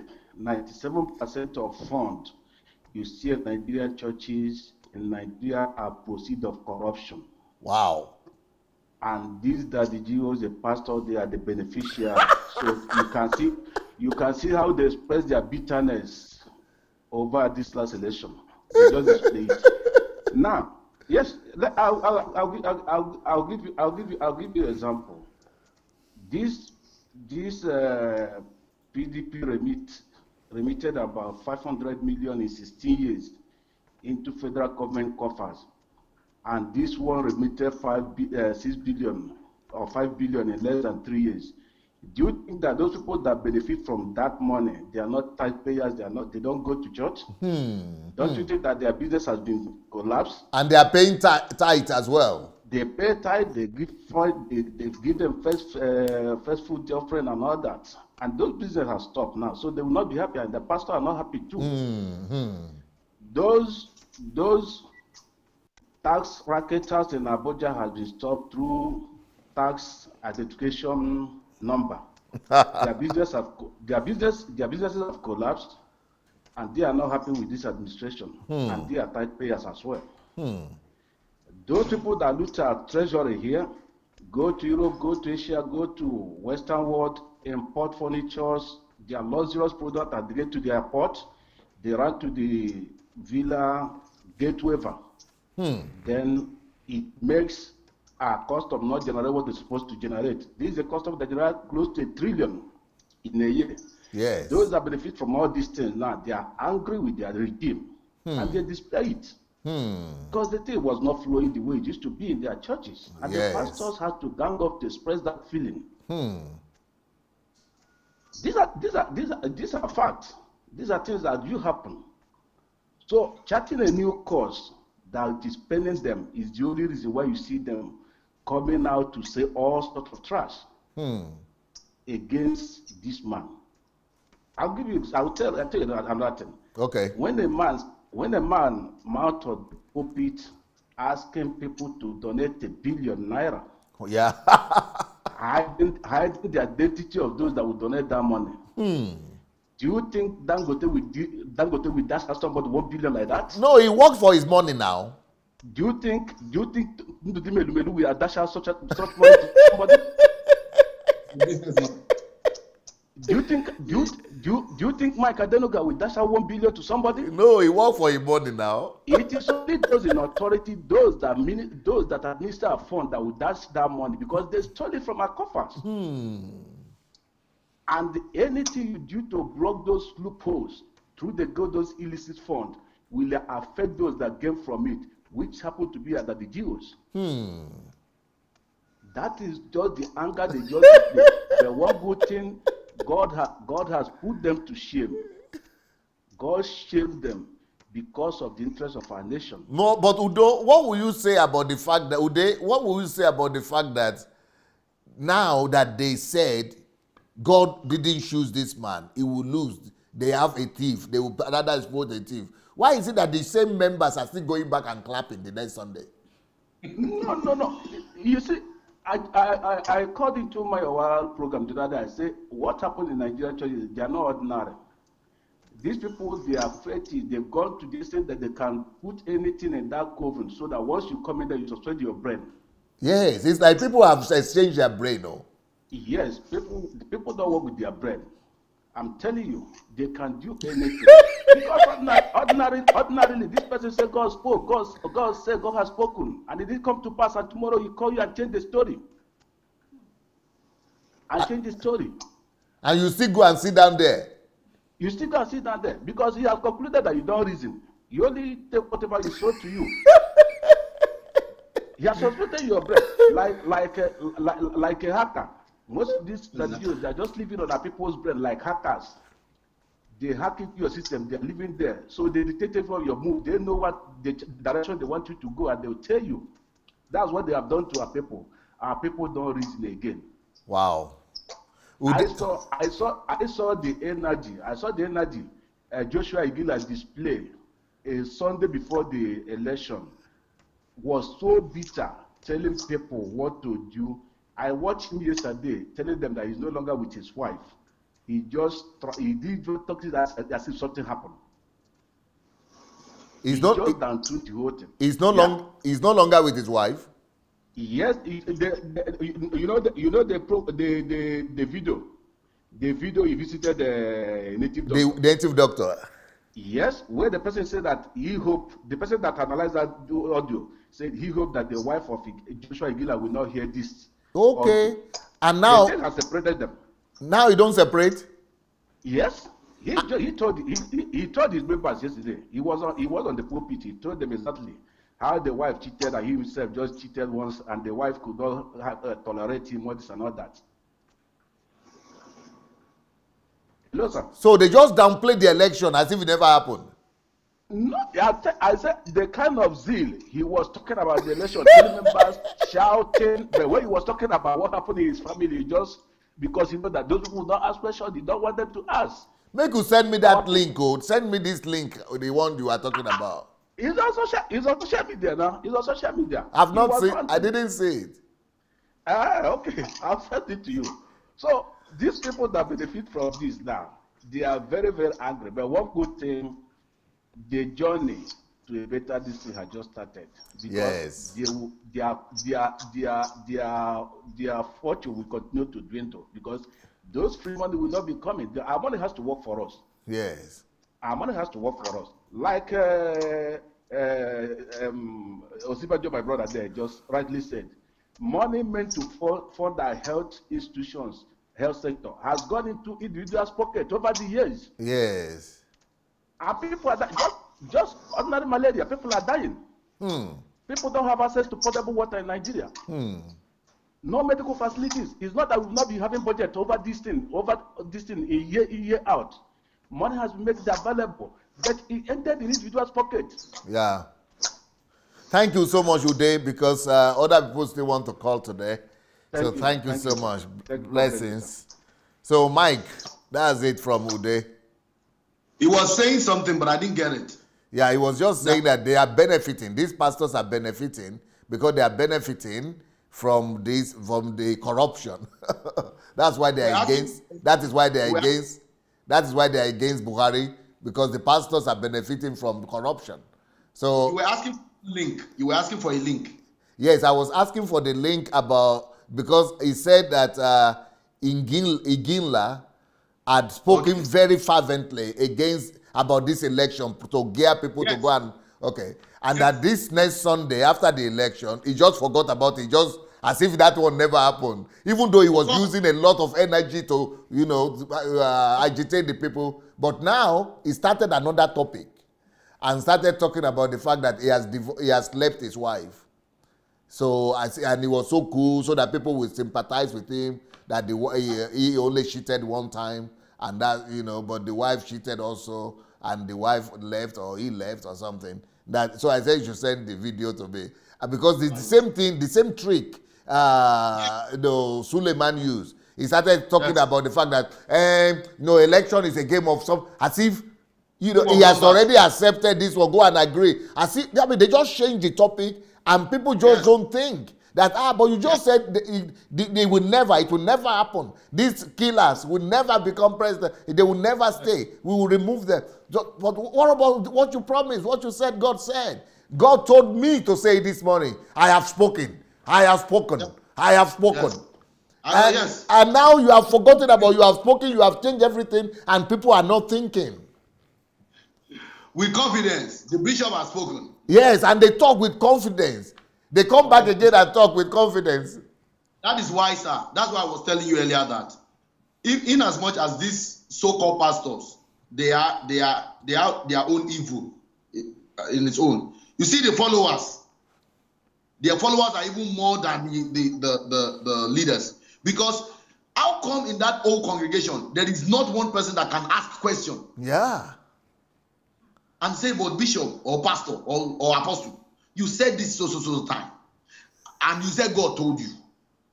I think they all have to go and listen to my messages about brainwashing. And this is not the first time it's happening, sir. This is not one time. They have done it again.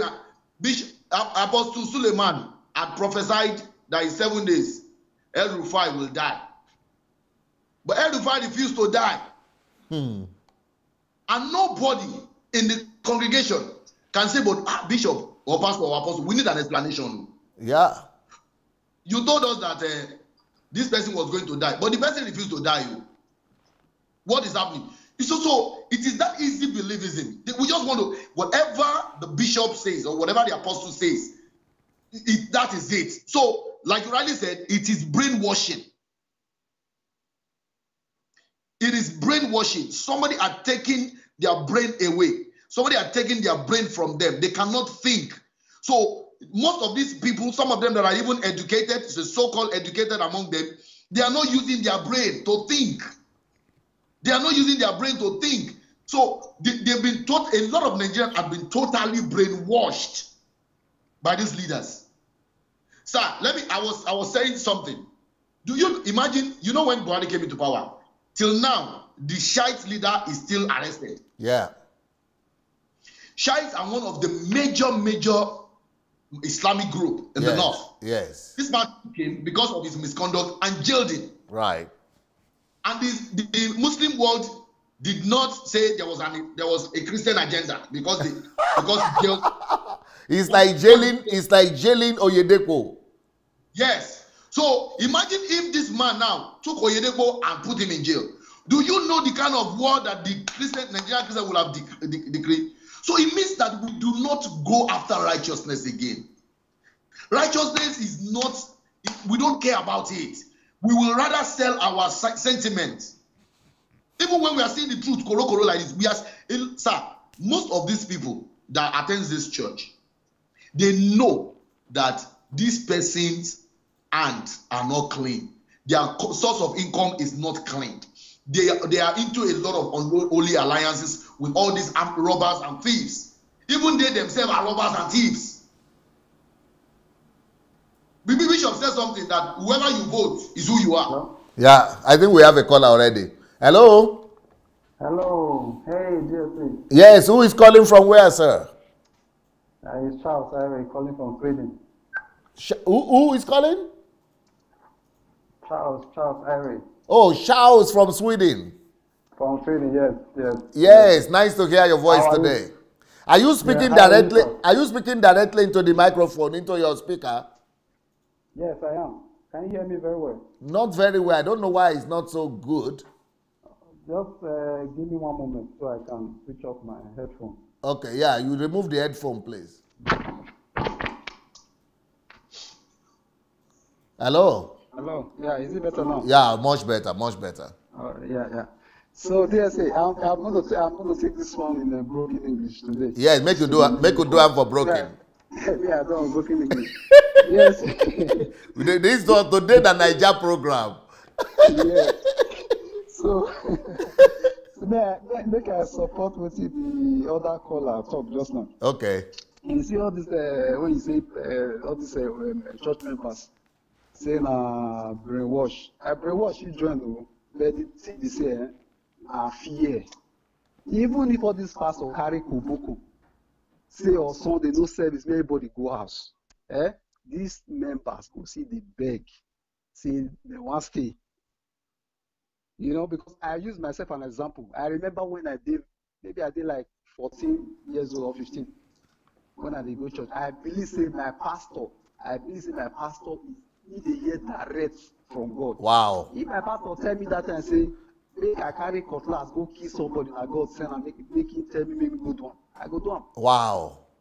Now waiting don't go deep into Nigeria church goers. We are not called the Christians. My God. Goers. My God. And the same thing. That's why he go take divine help from God to deliver this our church goers. Because also, my brother, I call my brother and say, what's it make you go church? He go say, if you just go church on Sunday, just do the rehearse, you just feel free, they think, Most people, they go church just because they sing that praise to God, they'll feel relaxed. They think. Wow. Not because any other thing. And when the pastor tell them, say, so now hear from God, they go believe. Wow. Look Buhari as an example. I guess one boy, my old friend, he deleted me from Facebook. Wow. Because I support Buhari. Wow. Because I asked him, say, why? The only thing he send me one video when he see their pastor make, say Buhari war. If Buhari win, there will be war in Nigeria. All these things, he go hard. He go take divine help. Divine help. You see me when people call you myself. If obviously I don't stay you for a long time. Once I don't say you be man of God. Ordinary, average Nigerian person, they fear to call man of God. They fear. If you see people when they call you, now people say they don't get the courage, they're exposed. They are public people. And they feel call this program. Average Nigerian person, fear not go let them call you now say you want to talk. It's the truth. Because of that way of, they don't, I don't feel no one are brainwashed, whether I don't know, they don't make us. Na brainwash, Yeah, hypnotism, na hypnotism na him be. Yeah. They're not the people not the fit think for themselves again. Creative thinking, that one don't die for Nigeria system. Yeah. Why they say we will make something, we go do this, you know. For Europe here, now 16-year-old, they design cars. They design engines. 16-year-old. Yeah. Not picking. For Nigeria then now, if say 16-year-olds they think of, maybe small say not even 16-year-olds, let's say 10-year-old. The power tell them make it shake up. You know? Whereby here they will tell us, say leave them, they are the future of the tomorrow future. Thank you so very much, Charles. No, very good point. Make I contribute, because that's one thing where I see as a problem. Very good point. Very good point. Michael, what do you say to that? Wow. Charles has said it all. I think it was Charles. You were saying something before we went off. Do you remember? Yes. I was talking about the people who are clamoring for the younger generation, and you made a reference to the president of France being a young president. First of all, here is my take. Because most of your followers, I've watched the comments and all that, most of your followers believe so much in these young people. Yeah. They have so much. And here is my response to that. I've said it before, I'm going to say it again. Okay. I'm not going to, for me personally, this is my own personal opinion, I'm not going to vote any of them because they are young. So let's leave that out. Okay. Because you are young is not criteria enough for me to vote you. Yes. That's one. Okay. Two, yes, good manifestos. I've heard all of them talk. I've heard all of them say this and say that. Yes, anybody can talk. Yeah. That's enough. Second reason that I feel is not enough. If it's by oratory, the likes of Bishop TDJ should be president of America, because the man can talk. Yeah. Now, if the simple structure to win an election cannot be put in place, if you see, that is the first point. Build a structure. If with all your intellect, with all your grammar, ability, grammar, and all your understanding, your knowledge to solve Nigerian problem, winning an election is your own personal problem. You have to solve that first. So if you cannot solve your own personal problem, which is to win an election, is a challenge that has been thrown to you. That's your very first test and your very first challenge. Win an election. If you cannot do that, then what are these people dreaming of, to think that this person that cannot even get 100,000 votes in Nigeria will all of a sudden become the solution to Nigerian problem? I think they're just being unrealistic. It's been delusional. Yeah. I think they're just being unrealistic, and this is so hard to say. When you tell people, I've heard people close to me say, "Oh, it's better I vote my conscience and not vote for any of these two people." That voting those younger ones is voting their conscience. And I said, look, you see, if we are Christians, can we learn to tell ourselves the truth at least? You know that these guys cannot win and will not win, but your conscience is telling you to go and throw the vote away, just so that you feel none of these people deserve your vote. Okay, all right, but whether you like it or not, they will still going to win. Yeah, one of them is going to be your president. And so is it not better for you to do your analysis, find your facts, and say, okay, we know that this person did not score the pass mark. This one is a no-no. At least, let's give, there must be a preference based on facts, not emotion. Some of us, we have done a lot of things based on our conscience, and sometimes our conscience are wrong. Yeah. I've told somebody that, can you go to the bank and get loan because of your conscience? And when the banker tell you that, oh, what do you have to present to the bank? You say, I don't have anything, but my conscience. I can give you my conscience. Your conscience is not good enough. Your conscience has to go with the proofs. You have to look at the proofs. So everybody, or the likes of Vela Tutoye, I watched when you interviewed Mogalu, and Mogalu was saying that he believes in faith.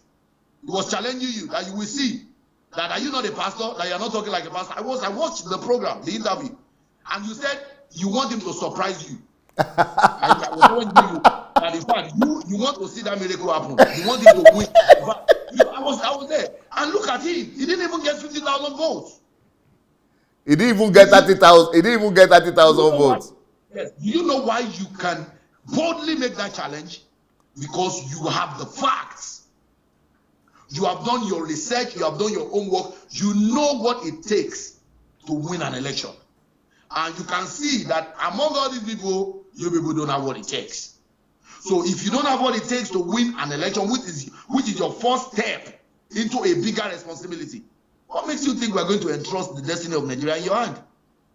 It's like somebody ask all these people, telling Showore, following Showore and Mogalo and all of them, tell them that how many of them, if they tell them that, you know what, the person that want to fly this, they want to board a plane, and then they now announce to them that, you see, the person that want to fly you today, they have never flown a plane before. In fact, we just want to try him because we know that he's young, but let's just try him and let him just fly us from Lagos to Johannesburg, or let him fly from Lagos to JFK airport, and we'll just try him. Let's just, all these old people, their time is gone. Let's just try this young person to just fly us. How many of them will still remain in that plane, and they will not run down? Why? Because you cannot put your life. You know what is at stake. That my life is at stake. I cannot put my life on the hand of a pilot that has not been tested. I have not tested him. How many of them will allow a surgeon to operate on their okay member? I think we have a member already. I mean, we have a caller already. Hello. Yes, sir. Can you speak directly into your telephone and louder? My name is Temitope. My name is Temitope Joseph Titrima. Yes, sir. How are you, Temitope, today? I'm fine, sir. I'm really following your... Something is wrong with your telephone, please. The one you just did this morning is so very fantastic. My contribution to what my fellow brother have been saying is, it's just like what my brother just be saying right now. Experience is the best teacher. Yes. Most of our people, like one of your teaching yesterday, it is better for anybody to speak when you are teaching. No, sorry, last week when you are teaching of the leader. Yes. The leader supposed to. There's a three leader, and you do the three different of leader. Yes. The one that can speak, the one that can show what he speak, and the one that you can see what is already done or did at the past, that he can prove it out, that I know what I'm saying and I know where we are going, and let's go to this, let's go to that. Yes. But my concern, I'm sorry to say, is not too much on the politics. It's always too much on the religions. Like what I said earlier, since I've been calling that, I lost calling. I listened to your, I think on Saturday and Sunday, I listened to your, I go to your main boss, and I listen from morning to night, even though till 3 o'clock in the morning. I still wake up again, I still continue, because I begin to see what you have done. I know that this man that is talking, he know what he's talking about. This is a proof how the ministry starts, how you begin to helping people, doing this, doing that. I said, if something we have seen these two, just two people out of the leaders today, two people like this. I'm not saying that they are not having call. Like one of my brothers said this morning, maybe it's a record, I don't know. The guy said they have call. The guy, I think from Canada or whatever. He said they have call, but they are being misleading. Yes. Something has getting wrong. Yes. Somewhere.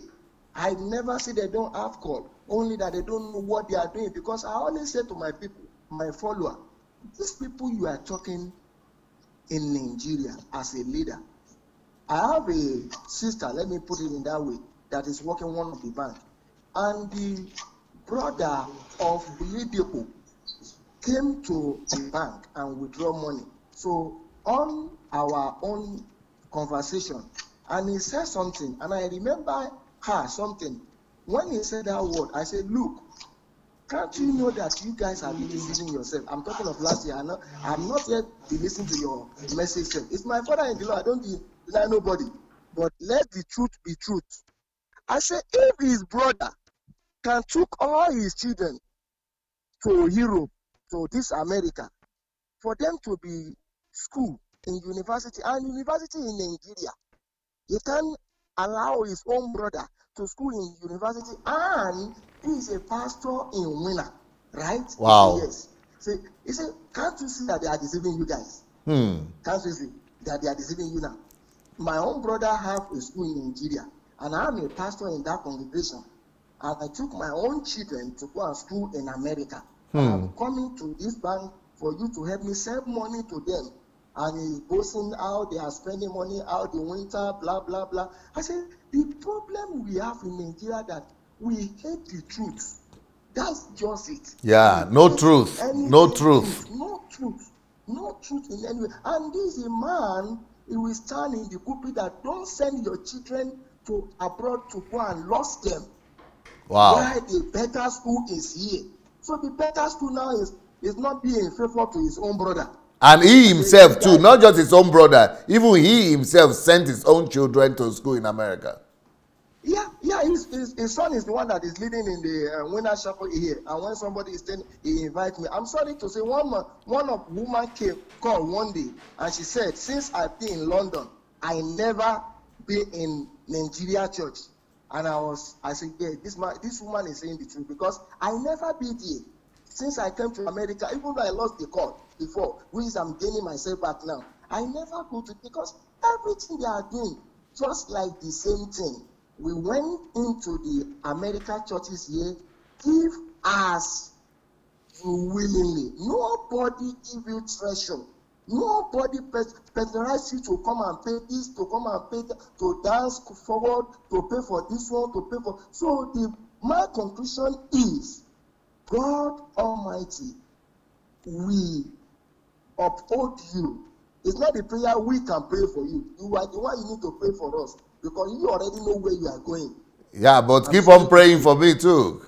So you already know where I'm going. Like what I said the first day I called, I said, God, I said to me, I don't know others, since year 2008 that I will turn Nigeria to become America in 10 years to come. And I said, the problem of Nigeria is not one I never knew you. Since I've been saying this since year 2003, I go back to Nigeria first, that the leaders, religious leaders, both Muslim and Christian, are the problem of Nigeria. I never knew it up to where you now break everything for us. Because like this morning when I was watching one of the programs, when you are talking of the love your neighbor, I was saying this is another strange thing to me, because I myself, I believe in my enemy should die. My enemy should go. If you trouble me, you have to die. When I was a Muslim in sin, I'm working in a hotel and I'm praying to God, and my prayer, nobody trouble me then. I know that, sorry for that. I know that nobody troubled me for that in Africa. Everything was working fine. But the moment we come back to Africa, oh, your sin is because of your sin, your this is because of your. So many faith lost in one area, and we begin to say, you must die. You have to die for me to live. So I just thank God for your teaching, and it's really helping people. It's really helping us, unless we want to deceive ourselves. So thank you for the good job, and thank every member for the good job. Thank you so much. Thank you, Temitope. Thank you so much. All right, Michael, we are still having another Strasus one. But anyway, before I call on Michael, let me say, we have this book here, How to Make Nigeria the Greatest Country in the World. You guys, you need to believe in Nigeria and try to read that book, because it's going to change your life. It's going to change your perspective. But also the second book I have there is Truth, Non-Truth. No, Mutiru, you will know. These days, Truth, Non-Truth, and lies. And that is what is destroying our country right now. Lies, non-truth. Let's get that book, send them home, and rescue our land. So let's take our country back. Get the book. The book is there already on Amazon and on Kindle. Truth, Non-Truth, and Lies. I think we have a caller right now. Hello? Hello, dear sir. Yes, who is calling from where? This is Mabel from Los Angeles. Mabel, how are you today? I'm doing great, and you? Doing very good. Okay. Yes, sir, one small congratulations. Thank you. For the re-election of Buhari. And blessings to you and your entire family. And I bless God for you saying, God, send me to this our generation. May the Almighty God bless you for upholding this truth. Thank you so much. Thank you, man. Then I have like 5 things to take on here quickly. Okay. One, you said something about love today. I was listening to one of your preaching about love. Yes, make sure you are speaking. You speak directly into your device and loud, please. Okay. And all you said about love, when you finish about talking about love and how Christ said, nothing is more honorable than love. Yes. Love surpasses offering, it surpasses tithes, it surpasses everything. Yes. And after you have said that, quoting the Bible, only for Lukaya, Suleiman, Adeboye, Oyedebo, only for them to come and say opposite of what you said. Yeah. DSA, you're not going to fight anybody, but truth will fight them all. Amen. There is no two ways about it. It's just the truth. Because they look so foolish. I'm sorry to use this word. They look so foolish and so dumb when they were speaking against love. You quoting what you quote from the Bible, explaining what love is, explaining what Christ said about love, and they were saying direct opposite. And somebody will stand up and tell me, DSA, you are in error. Oh, Jesus is Lord. Please, DSA, never change. Never change. Then let me go to Buhari. Yeah. DSA, if you are in Ukraine and you just say just few words concerning what you know about Buhari, and this thing is what they are claiming to attack you, that you brought Buhari back, that will tell them what the truth you are holding will do to Nigeria. This truth has come to fight them. Amen. This truth is in for real. I bless God because I know when God starts, he's not going back. Yeah. The truth you carry, if you are in Ukraine and you just made a simple analysis of what facts you know, and that thing is what they're telling you, that you brought Buhari back. You are evil, you brought Buhari back. Okay? You are now bringing truth back. It's going to happen. Amen. We are going to congratulate you concerning truth. Amen. Let them know that it will happen. Amen. Let me go to Showore. Okay. Showore is a young, vibrant guy. Yes, he can speak. He can say all he said. He has every manifesto. But that young guy there with you just made a point. You couldn't even get ordinary structure on ground. How are you going to rule Nigeria? And our people are so gullible. They can only curse you. They can only speak evil. Nobody is thinking of structure on ground. I'm like, what are we thinking about? That I'm going to waste my vote? Instead of vote for Buhari, I waste. Somebody open his mouth or her mouth and say, I will vote for Showore. Let him lose. I will waste my vote. How can I see failure and walk into failure? Because I can curse more than my neighbor. Because I can tell somebody, God will do this to you, do this negative thing to you. Because I can pray and miss more than the other person, and I think that will work. It's not gonna work. Yeah. And I'm so happy you are warning them now. let them be careful with your words. It's not you. We have to understand this. DSA is not you. It's the truth you know and you are speaking. Yes, yes. If someone wants to be the president of Nigeria come 2023, which I don't know if you are saying. If you say it's not gonna work, let them just know it's not gonna work. Yeah. It's not you talking, you are saying what you know. Yeah. So if you want to be the local government chairman, let him come to you, let you tell him what to do together. Even I'm trying to be that president, let them hear it now. And if I want it to happen, I'm going to come to you, and once you say it's going to happen, it will happen. Because the Lord is speaking through you, whether we like it or not. They say it's not you. Yeah. It's not you, and it's not bragging. They call it bragging, it's not bragging. You are saying what your Father in heaven is telling you to do. Okay, let me go now to, that again. Oyedebo that is their God. Yeah. The one that is slapping people. Let me tell the whole world.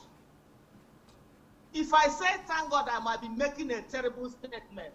Because if Oyedebo has been in this US, if Oyedebo was in this state, when he raised his hand to that little girl, Oyedebo will be cooling off in jail by now. Wow. I wonder what all those his believers will do. I wonder what his followers will do. Because he must have been in jail cooling off by now. Wow. You don't raise your hand on anybody. Who the hell is Oyedebo? To raise it. Just, if I have my way in that country, I will tell Oyedebo. This is Mabel Chi we're talking. I will tell him for slapping that girl. Yeah. He's crying. My heart is still disheartened that Oyedebo raised his hand on that small girl, saying that girl is a witch. Who is Oyedebo? What happened to someone on the wish to live? What could he do to bring that girl back to Christ that he's slapping that little girl? And somebody is telling me that he's follower of Oyedebo, touching up my anointed. What anointed? We are all anointed. Yeah. So let them know it. They are talking of Islamizing Nigeria, Islamizing Nigeria. Christians are the one Islamizing ourselves. We are Islamizing ourselves. Yeah. We are the one Islamizing. Nobody is Islamizing us. Nobody, but we are the one doing it. Wow, strong. Let me go to this Olukoyo of a guy. Yeah. Who bewitched that guy? What business has that guy with Satan? What business has this guy with Satan? Is the spokesman of Satan. Why is he portraying fear? Why is this guy? Can't this guy flip this his fear to faith? Let him teach these people what they have, what they know. One day I was arguing with somebody on Facebook. Then I told them, what happens to love your enemies, pray for those that persecute you? Somebody was telling DSA, if you see how they trashed me, how did they trash me? Some people will just be quoting this Bible upside down. That's what they were telling me. They will quote this Bible upside down. Somebody told me in Psalms it said, let their ways be slippery, let them not wake up tomorrow, let them not do this. And I asked them a simple question. What did Christ do at the cross of Calvary? What was that for? Does that mean anything to anybody? And you're telling me, after all, you are quoting the Bible. You are quoting Bible for me. I'm quoting the Bible for you. If you are my enemy, you must die. I said, well, you guys are only succeeding in praying and miss because God will not answer the prayer. Prayer. They say, how do I know? I said, because he cannot go against his word. Yeah. He cannot go against his word. He said, love your neighbor and pray for your enemies. Whether you like it or not, you don't have any choice unless you are not a Christian. TSA, once more again, thank you so much for telling God, send me. Bless you and bless your heart. Mabel, you've done a great job. Thank you so much. Concise, precise, right to the point, beautiful. Thank you so much. All right. So, well, I want to, we still have callers, I think. But meanwhile, I want to say that we have our next HMT History Makers coming up right we have our History Makers coming up in April. So I want to encourage you to go ahead and register for the History Makers. We are going to be talking about systems, how to build systems, and thank God some of these political parties are already showing interest. They're already saying they want to learn now, thank God. Before the election, when I was telling them they need to learn to build structures and systems, nobody listened. But now that they failed woefully, they are now asking me, how can we meet? How can you teach us and train us on how to build system and and structures. So thank God. Failure has a way of teaching people. And for those of you who want to be receiving our messages every day, write down this telephone number, +38098-596-3838. Send us your telephone number, your WhatsApp number, and we are going to be sending you our messages every day for free. To come to HMT, write to hmt@godembassy.org or go to sundaydelajablog.com/HMT. Who is the next caller we have there? Hello? Hello? Yes, who is calling, please?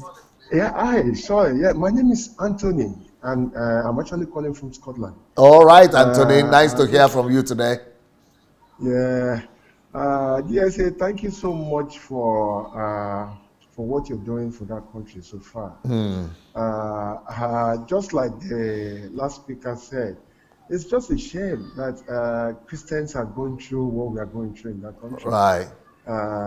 But the reason why I call is just not to really. I've had so many experiences concerning all these things, but I kept saying it because I am an evangelist as well.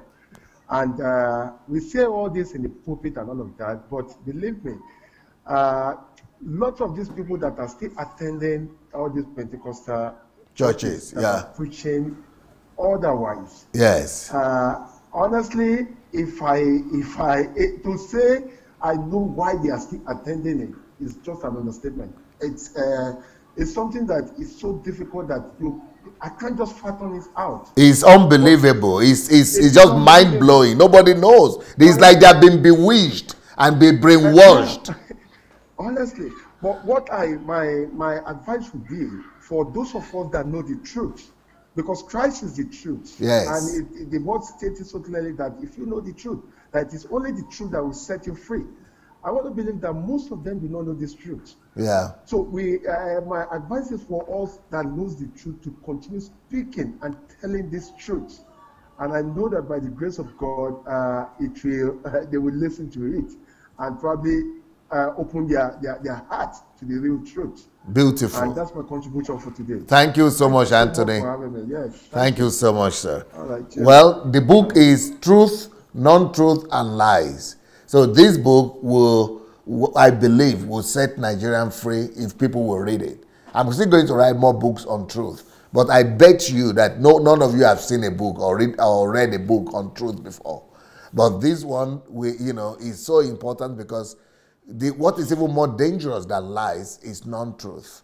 And this book is dedicated to that. So you want to educate yourself and get to, because this is how to build society. Society can only be built on truth. And, I don't, because I have to come back tonight, maybe in the next 10 minutes, to talk about the new series. I started a new series. Guys, this new series I've started, I think it's going to be the most revolutionary series so far. So, it's not because it is me, but it's the topic. I'm talking about the church, how to know God through the church. And the topics are, and the way, the presentation, I'm showing videos, comical videos, is going to be revolutionary. So in the next 10 minutes, I'll come back. But before I go, let me give Michael a word to say before he goes.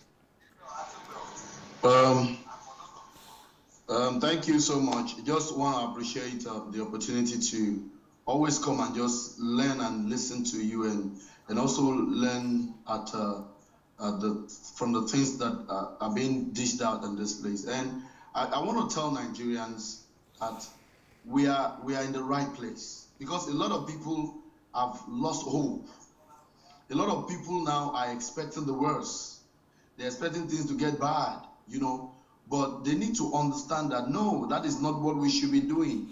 We are actually in the right place, and they need to understand that it is God that has brought us this far. Whichever position we are in as a country, it is God that has put us in this place. And so I need that mental shift to stop expecting the worst and start being hopeful again. And know that Nigerian together, because this is the time where we all need to come together and begin to take our place as a church. Our job is not to start prophesying doom to the nation, but to actually be praying. That is what the psalmist says. He said, then if you pray for the peace of Jerusalem, you will eat its fruit. And so that is where the position we are supposed to take. The government in power, they are not the perfect people, but with our prayer, when we begin to pray for them, they will begin to make righteous judgment. And when you make righteous judgment, it could affect your relatives. It could affect the people you love. It could affect the people you respect. But the judgment of God is just. And so when we need to align ourselves to God and with God, especially at this hour as a church. And this should be my message to the people, that let our hope come out again. Let us know that God indeed hears our prayer in this land. Unlike how we have been made to think, whatever is happening right now is answered prayer. Is God answering our prayer by giving us the present day government that we have? Because if it's not good enough for us, God has the power to have given us another option. That is God in his supremacy. But so if we had prayed that God, let your will be done, let us know that this is his will, and let us align ourselves with his will. Thank you very much, sir. Beautiful, beautiful. Well, that is it, brothers and sisters. Thank you for being with us today. You know, again, I want to encourage you to get the book on the truth, non-truth, and lies, and also to get the book on Nigeria, how to make Nigeria the greatest country in the world. How to make Nigeria the greatest country in the world. You are going to be grateful you read that book. And, you know, it's been a great exposition that we had today with Michael. Brilliant young man that, thank God, I have hope, thanks to people like him, that there are people still in Nigeria who think. There's another guy from Lagos who is calling Mathens, I think, also brilliant, sharp. But then we have Israel. Many people that I think a lot more people are watching in Nigeria that I might not know, but a few of them that I know, they are giving me hope that things are not totally bad in Nigeria. I will be back in the next 10 minutes, and you know, we'll be talking about church, how to know God through the church. Thank you so much. See you guys. Peace.